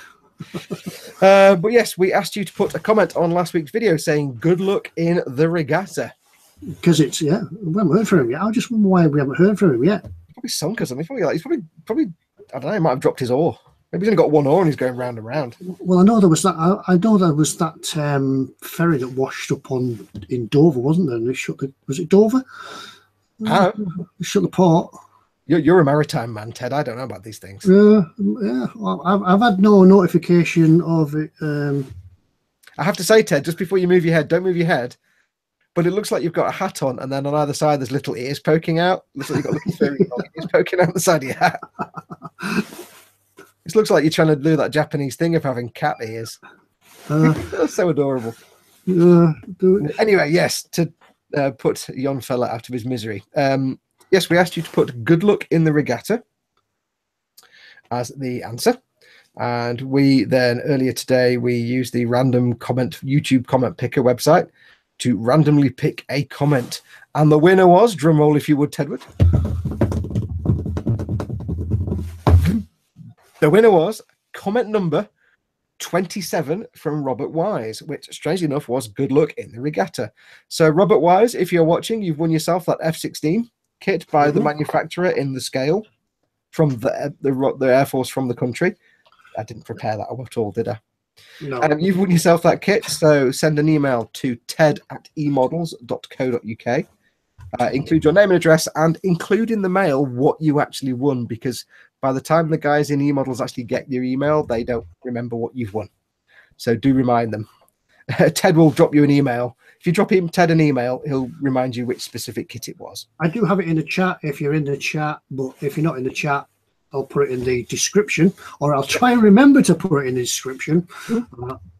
Yes. Below the Oh, I'll have to ask Fox to do that because I can't get on my computer. Oh yeah, because you're broken, aren't you? Yeah, I'm broken. Yeah. Slack bladder. Nothing. We'll have to work as a team this week, mate. We'll have to work as a team together. Yeah, there's no I in team, right? Yeah, we'll have a team chat afterwards. There's no I in team, but there's T, so get to the kettle. Paul Stewart said, "Dear Ted, I won the 135 Dora. Yeah, you can have the Dora. Yeah, you can have that, Paul, and then we expect you to film the build, all of it, including building the extension before you start the build. Yeah, the opening of the box and the living in the box when the wife throws you out. I'm a living in a box. I'm a living in a cardboard box. Old box. Wow. So yes, so well done.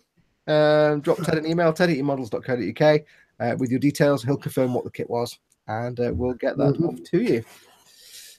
Cool. Right. So that's last week's competizione. Right. Should we do some giveaways again? We could do. Yeah. Are we doing stickers? Hello.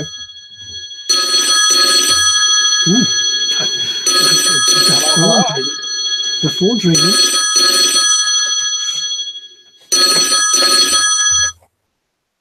Hello? I can't hear you. Hang on. That's better. I can hear you now. You're where? You're on the regatta. Yes, we know you're on the regatta. You set off for France. Yeah. Where you at? Scunthorpe. Scunthorpe? How come you're at Scunthorpe? Because that's where the canal takes you. Ah, right. Yeah. Yeah, who's the navigator?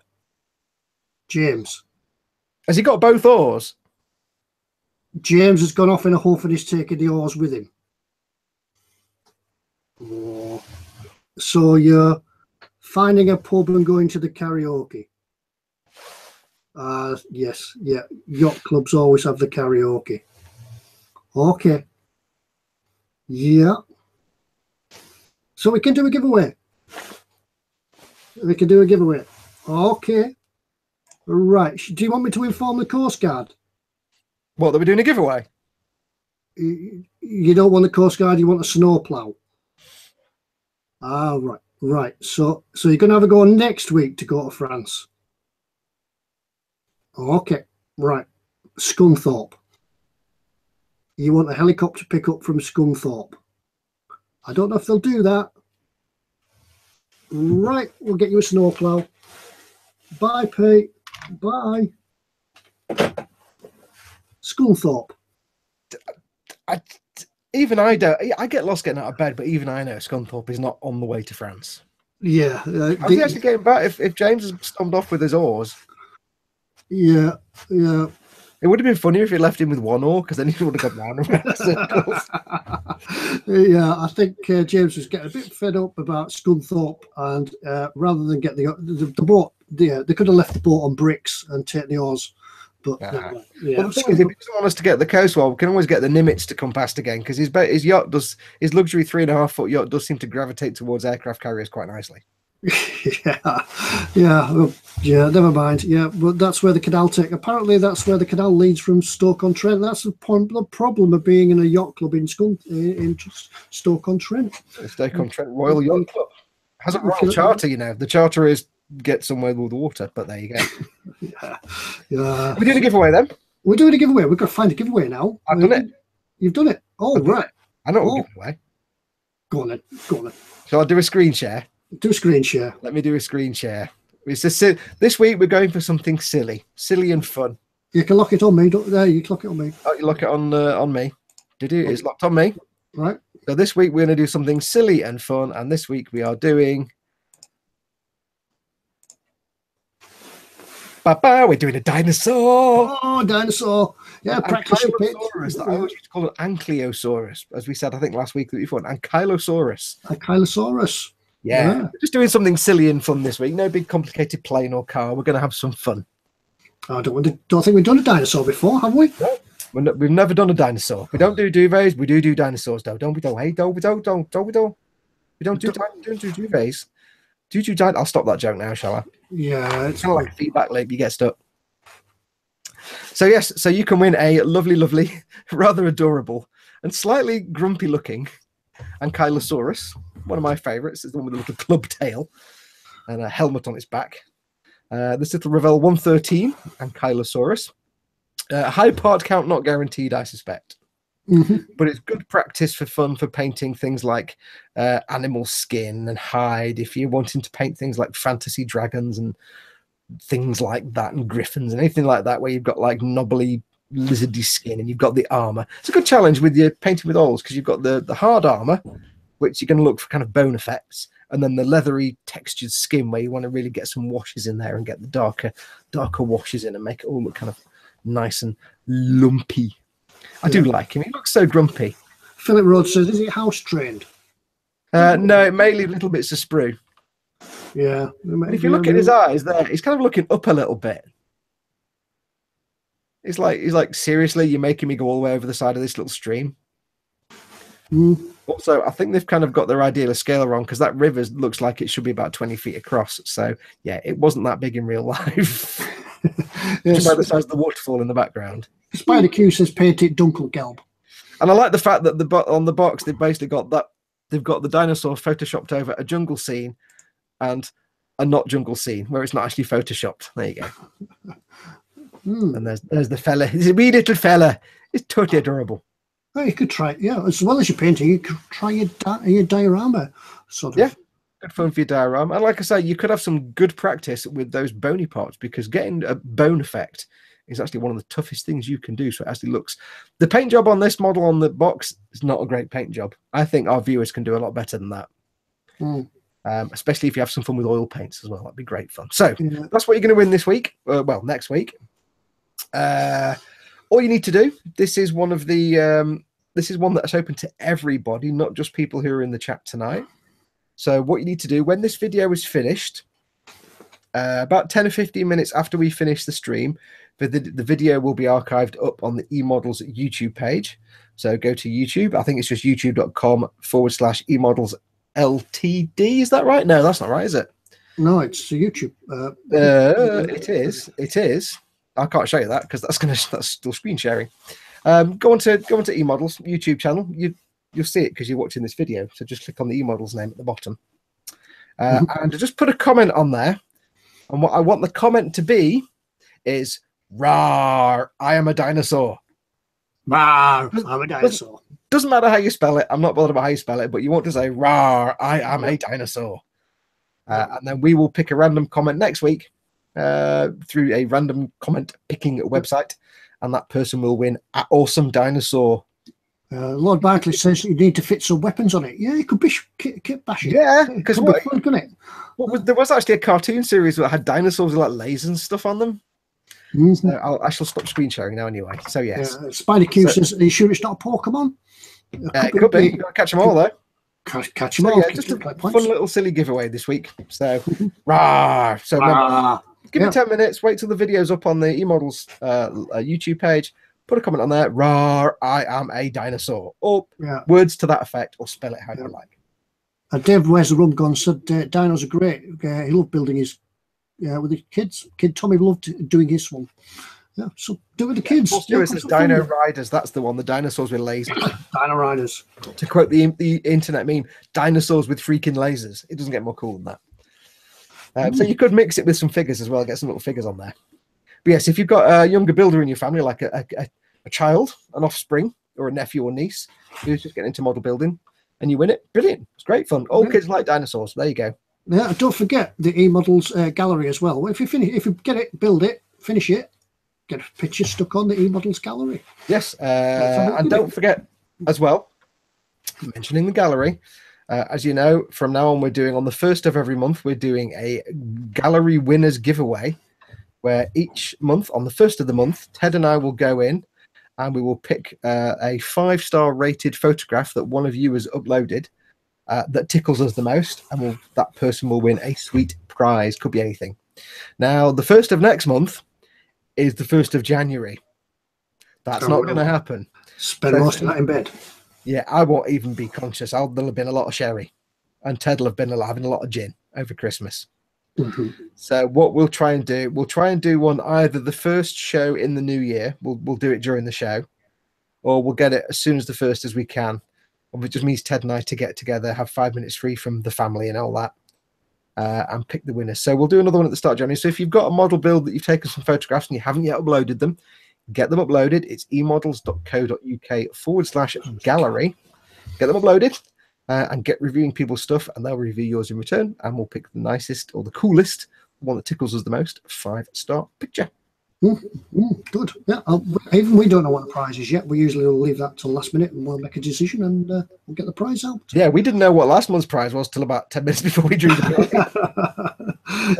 So it's, sometimes, if we know what it is in advance, we'll let you know what the prize is. But sometimes we find out what the prize is just before we pick the winner. So. Yeah, brilliant. Right, I've had another question come in. It's from Jamie Bourne, who says he's smashing great super. It's don't get the speedboat, but you get the Morris Minor. Wait, not now. That's not Jim Bowen, is it? No, Jamie Bourne. He says he's in hospital at the moment. Oh, sorry, dude. Sorry to hear that, Jamie. Hope you're better soon. What's the best way to make a visor for a resin F1 driver? Okay, so he's making a. He's got a Formula 1 car. He's got a resin driver figure. Who's probably got the. Yeah, he was asking about the Schumacher driver or something. Was he last week? Yeah. So if he's got the helmet with the face inside, but he needs a clear piece to become the visor that goes over the top. I don't know. I would assume some sort of very thin clear plastic, but I will throw it open to the chat because I wouldn't have a clue. Yeah, I would have a look at that. Yeah, I can't think of any offhand. I do have some very thin plastic myself. Can't find it. never mind. Do they not come with visors anyway? If it's a resin figure, it won't be like a Tamir or something like that. No, maybe they don't. No. I mean, if it was a good resin figure, it would do, but.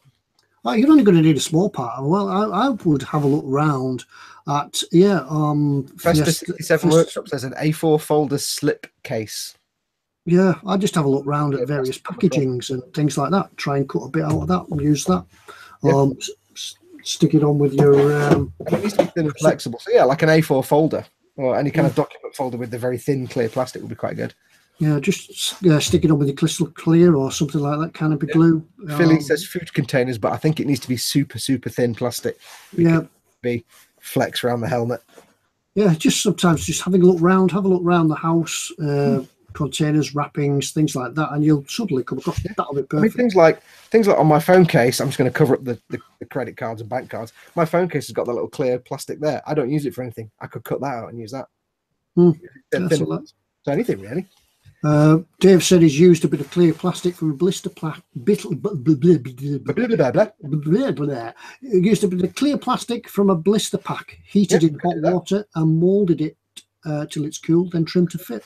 Yeah, there you go. Yeah, heating it. You could also, if you wanted to get really quite clever, if you get one that comes out quite firm and rigid and not flippy floppy, to attach it, you could drill small holes in the sides and in the resin, and then take a tiny sliver of plastic or something just to glue it in as a little sort of locking rod, and that will keep it in place. Or if you did very clever, you could get a little bit of brass rod in there and somehow kajigger it so you can have an opening visor.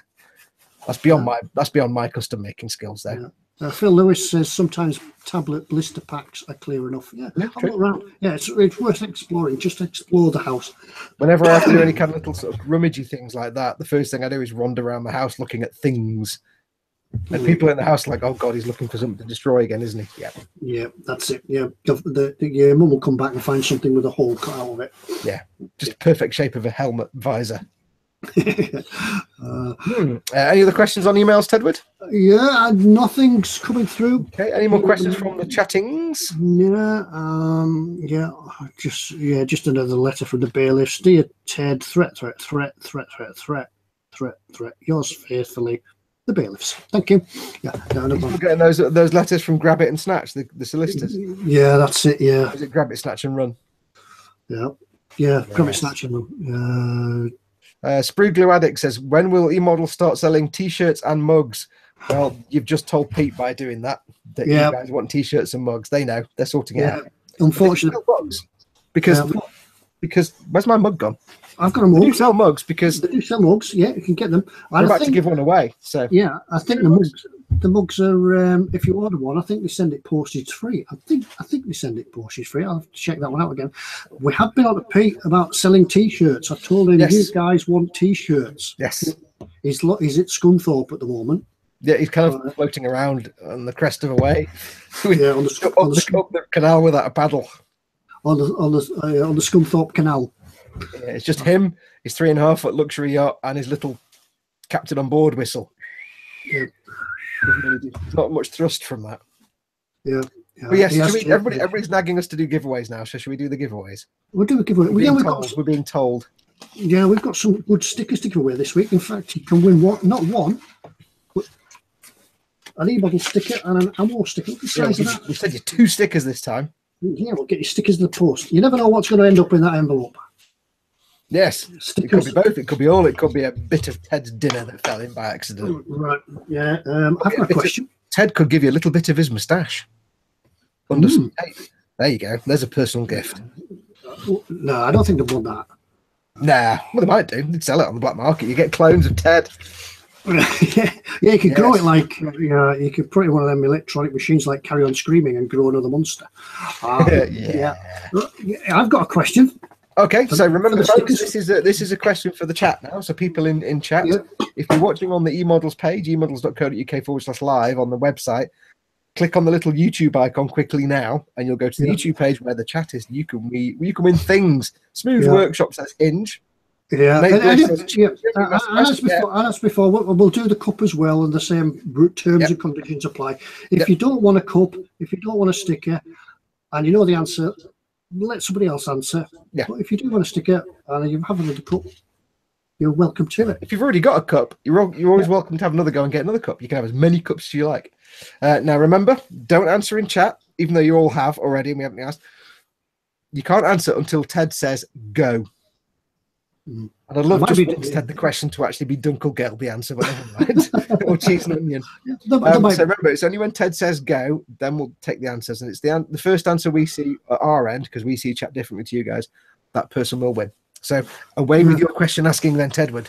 And there might be a delay on the go. I might give the question and then just sit for a while. Yeah. And then let you all answer. And then it's the one after say go. But however, the hat, what's it called? What's it called? We did say what it was called before. Go. Nobody will remember that now. Yeah. If you play Fallout 4, you might know. Yeah, you can Google it. You can Google Russian hat. It's about the spelling. You are assuming that we actually gave the correct name. Hat. Because we might not have had the correct name. What did we call it? No, we did. Ushanks. Yeah, smooth. Yeah, smooth. Yeah, we'll go with that one. Corrected it as well very quickly. Yeah, I did say we didn't need the spelling or anything like that. Yeah. So Smooth picks that one up. Hey, great. Yeah, that's fabulous. That is. It's Ushanka. Do we know what that was? That's for the sticker or the mug? We didn't actually say. Yeah, that's for the stickers. Hey, fantastic. There you go. There you go. Yeah. So well done, Smooth. Send us your details and Ted at eModels.co.uk. Yeah, we'll get it sent to you in the post, which will take about 1,000,000 years because of the snows and the bad weather. Yeah, the snow. We haven't got. It does make me laugh because, like, where I live, we never get the bad weather. Like when I was a kid, we used to get like the 2.5-foot snowdrifts and the Indian summers. Now we just get rain.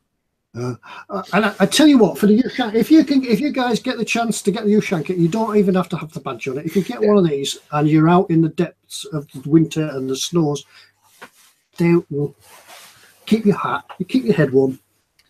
Yep. And you look, I do get some strange looks as I go around the town, especially in a nuclear submarine building town. Yeah, but Ted, I can get even stranger looks because you could always go with the World War II German Panzer cap that has the fold down bits. Yes. So which is worse, looking like a communist or looking like a Nazi? I don't know. Yeah. Yeah, I don't know. That one, it kind of protects your ears, but it doesn't kind of go anywhere. Guten Tag, mein Herr, das ist richtig. No, it just doesn't. Where's my Panzer? Have you seen my Panzer? Where's mein Panzer? Yeah, don't go for a Nazi Panzer cap. It's a bad idea. Right, so that was the stickerage. Are we doing a mug? We're doing a mug. Do you have a question? Do you have a question for have I got a question? First. Yes. Yeah, we still don't know. We'll have to ask Pete whether these are back in stock yet. Yes. There was an issue with supply with the mugs. They got a lot of mugs that were misprinted, so they had to send them back. So they're waiting for the new ones. They may have got them. If you have won a mug over the last few weeks and you're still waiting for it, they've got a list of who's won. They're just waiting to get the mugs. And they're probably really happy that we keep giving them away every week. There'll be loads on back order. They keep after you. Yeah, those mugs we ordered. Yeah, can we have another 2 dozen? Yeah. Did I have a question? I think I had a question. Yes, I did. Says, what's wrong with a flat cap? Yeah, lad. What's wrong with a flat cap? Happen these reet, lad. Happen these reet. Yeah. Right. Let's. Did somebody say eMopen? Did we say eMopen? Yeah. Oh yeah. Did they say eMopals on them? Yeah, the mugs, eMopen mugs. Yeah. Yes. That was a special one-off, says a TK. Yeah, that was a special eMopen mug. You can't get them. They're very rare. Yes. Right. Right. I'm just reading the. Smooth says, "Lol," probably laughing at my pathetic Scots accent. And Jengs, it's Snoopy versus the Red Baron.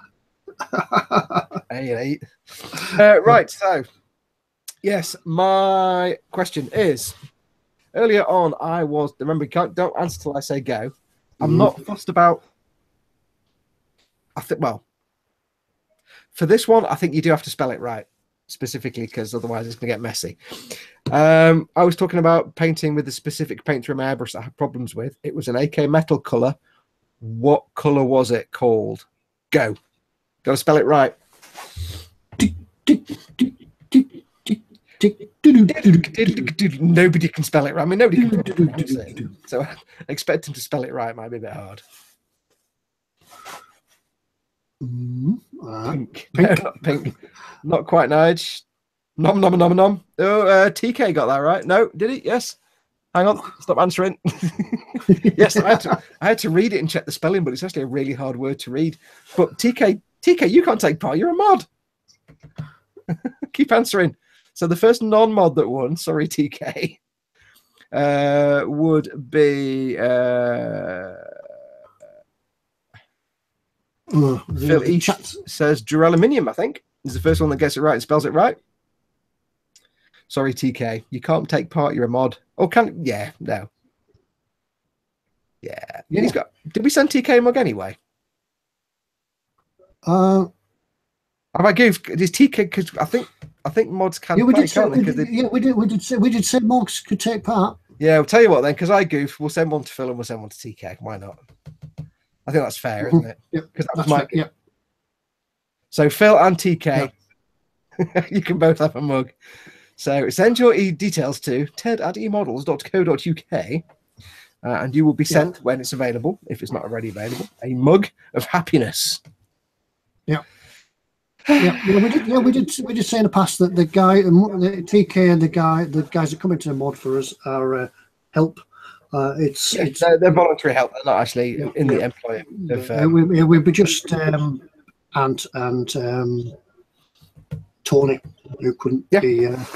And with these chat ones, it's fastest finger anyway, so it's open to everybody. So so TK and Phil, send yourself an email to ted@emodels.co.uk, or TK, just we've got your address anyway, don't we? We know your address anyway. Yeah, we know where you live. We know where you live. We know where you'll live. Talking of goofing, I also have to apologise for people that were buying Gunpla last week. Yes, there was a goof. In my efforts to put all the Gunplas on the internet last week before they went live on the Monday, some people may have noticed a very nice master grade kit selling for much less than it should normally sell for. Yeah, that was me. I put the wrong price on. So apologies if you ordered that and got an email saying, "Hi, sorry, the price was wrong. It's Fox's fault." And bless him, the guys at the store actually said in the email it's totally Fox's fault. So yes, I put the wrong price on. Yeah, we blame you. But yes, it was one of those situations where if you're going to make a mistake, don't make it on the cheap £10 product, make it on the expensive master grade. So only I would do that.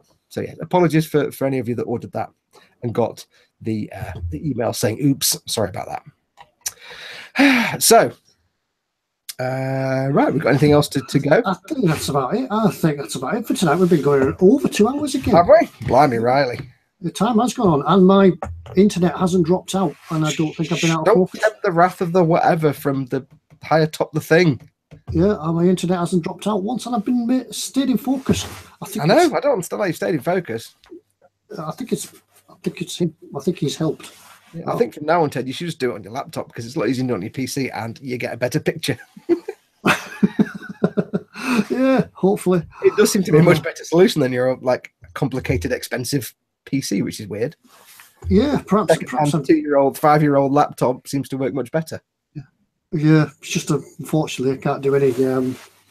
It hasn't got the memory to do any videos and stuff and things on it. It's all right for live streaming. Just a quick response. Spiddy Kate was saying about his answering the giveaway quiz in the chat. We see the chat differently to you guys.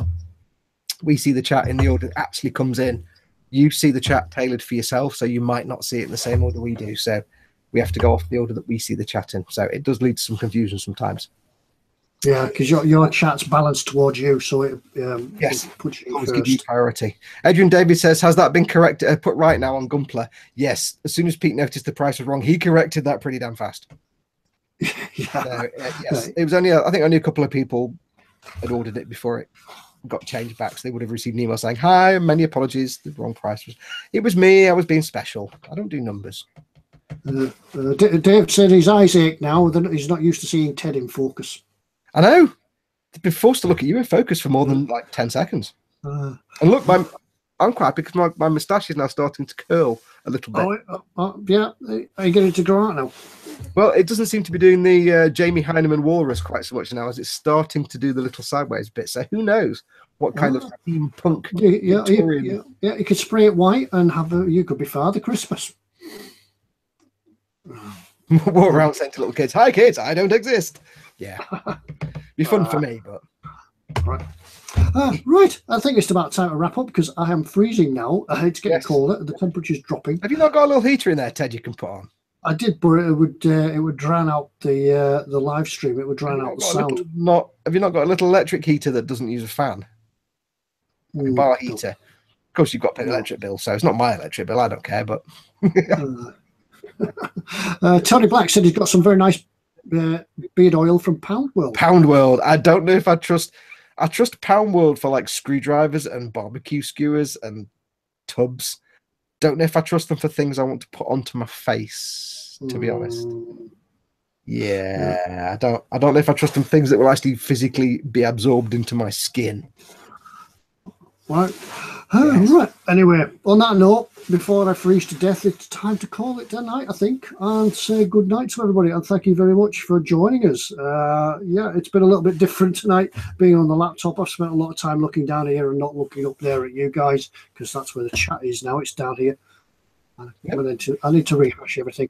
But hopefully after Christmas, I will make amends and try and get this laptop, this computer up and running so I can get even if you don't, Ted, it actually looks quite good on the laptop, so even if it takes 6 months. Yeah, but I need the computer to do I need to get on with the U-boat build. Yeah, you need the filming, that's the thing. Yeah, that's it. That's what we need it for. So good night to everybody. Yes, good night for joining us. Hopefully you've enjoyed the new hat. It's actually a lot more comfortable for me to wear.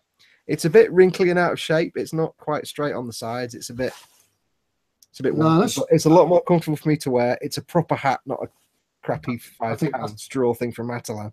And it's a little bit too small, which makes it funny. There you go. Yeah. So next week I might have gloves on as well. I can wear my pilot gloves, but they're covered in like oil from my Land Rover. How do you get oil off leather gloves? I don't know that. You don't. To make them clean again. I don't know. I've got to figure that out. I don't think you do. Anyway, good night from everybody. Good night from us. Good night to everybody. Thank you for joining us. See you next week. Next week will be, I think it will be the last one next week before Christmas, won't it? I don't even know what day it is today, Ted. So yeah, I've lost. I think it's the last one next week, and then it'll be Christmas. We'll follow on and the one after that will be Christmas Day, so we won't be doing that one, and then it'll be the Christmas build. So good night, everybody. It's an uninterrupted schedule over the Christmas holidays for family. And we shall keep you informed. Keep a lookout on Facebook, on the eModels Facebook site, on the eModels website, emodels.co.uk, and we'll see you all again next week. And yeah, look forward to the talent build. So see you all again. Yep. Bye, everyone. Right, you got to press the button this week, Fox. And I've got to press the button. Ready? I shall press the button with my giant finger pressing. Where's the button? I shall press it.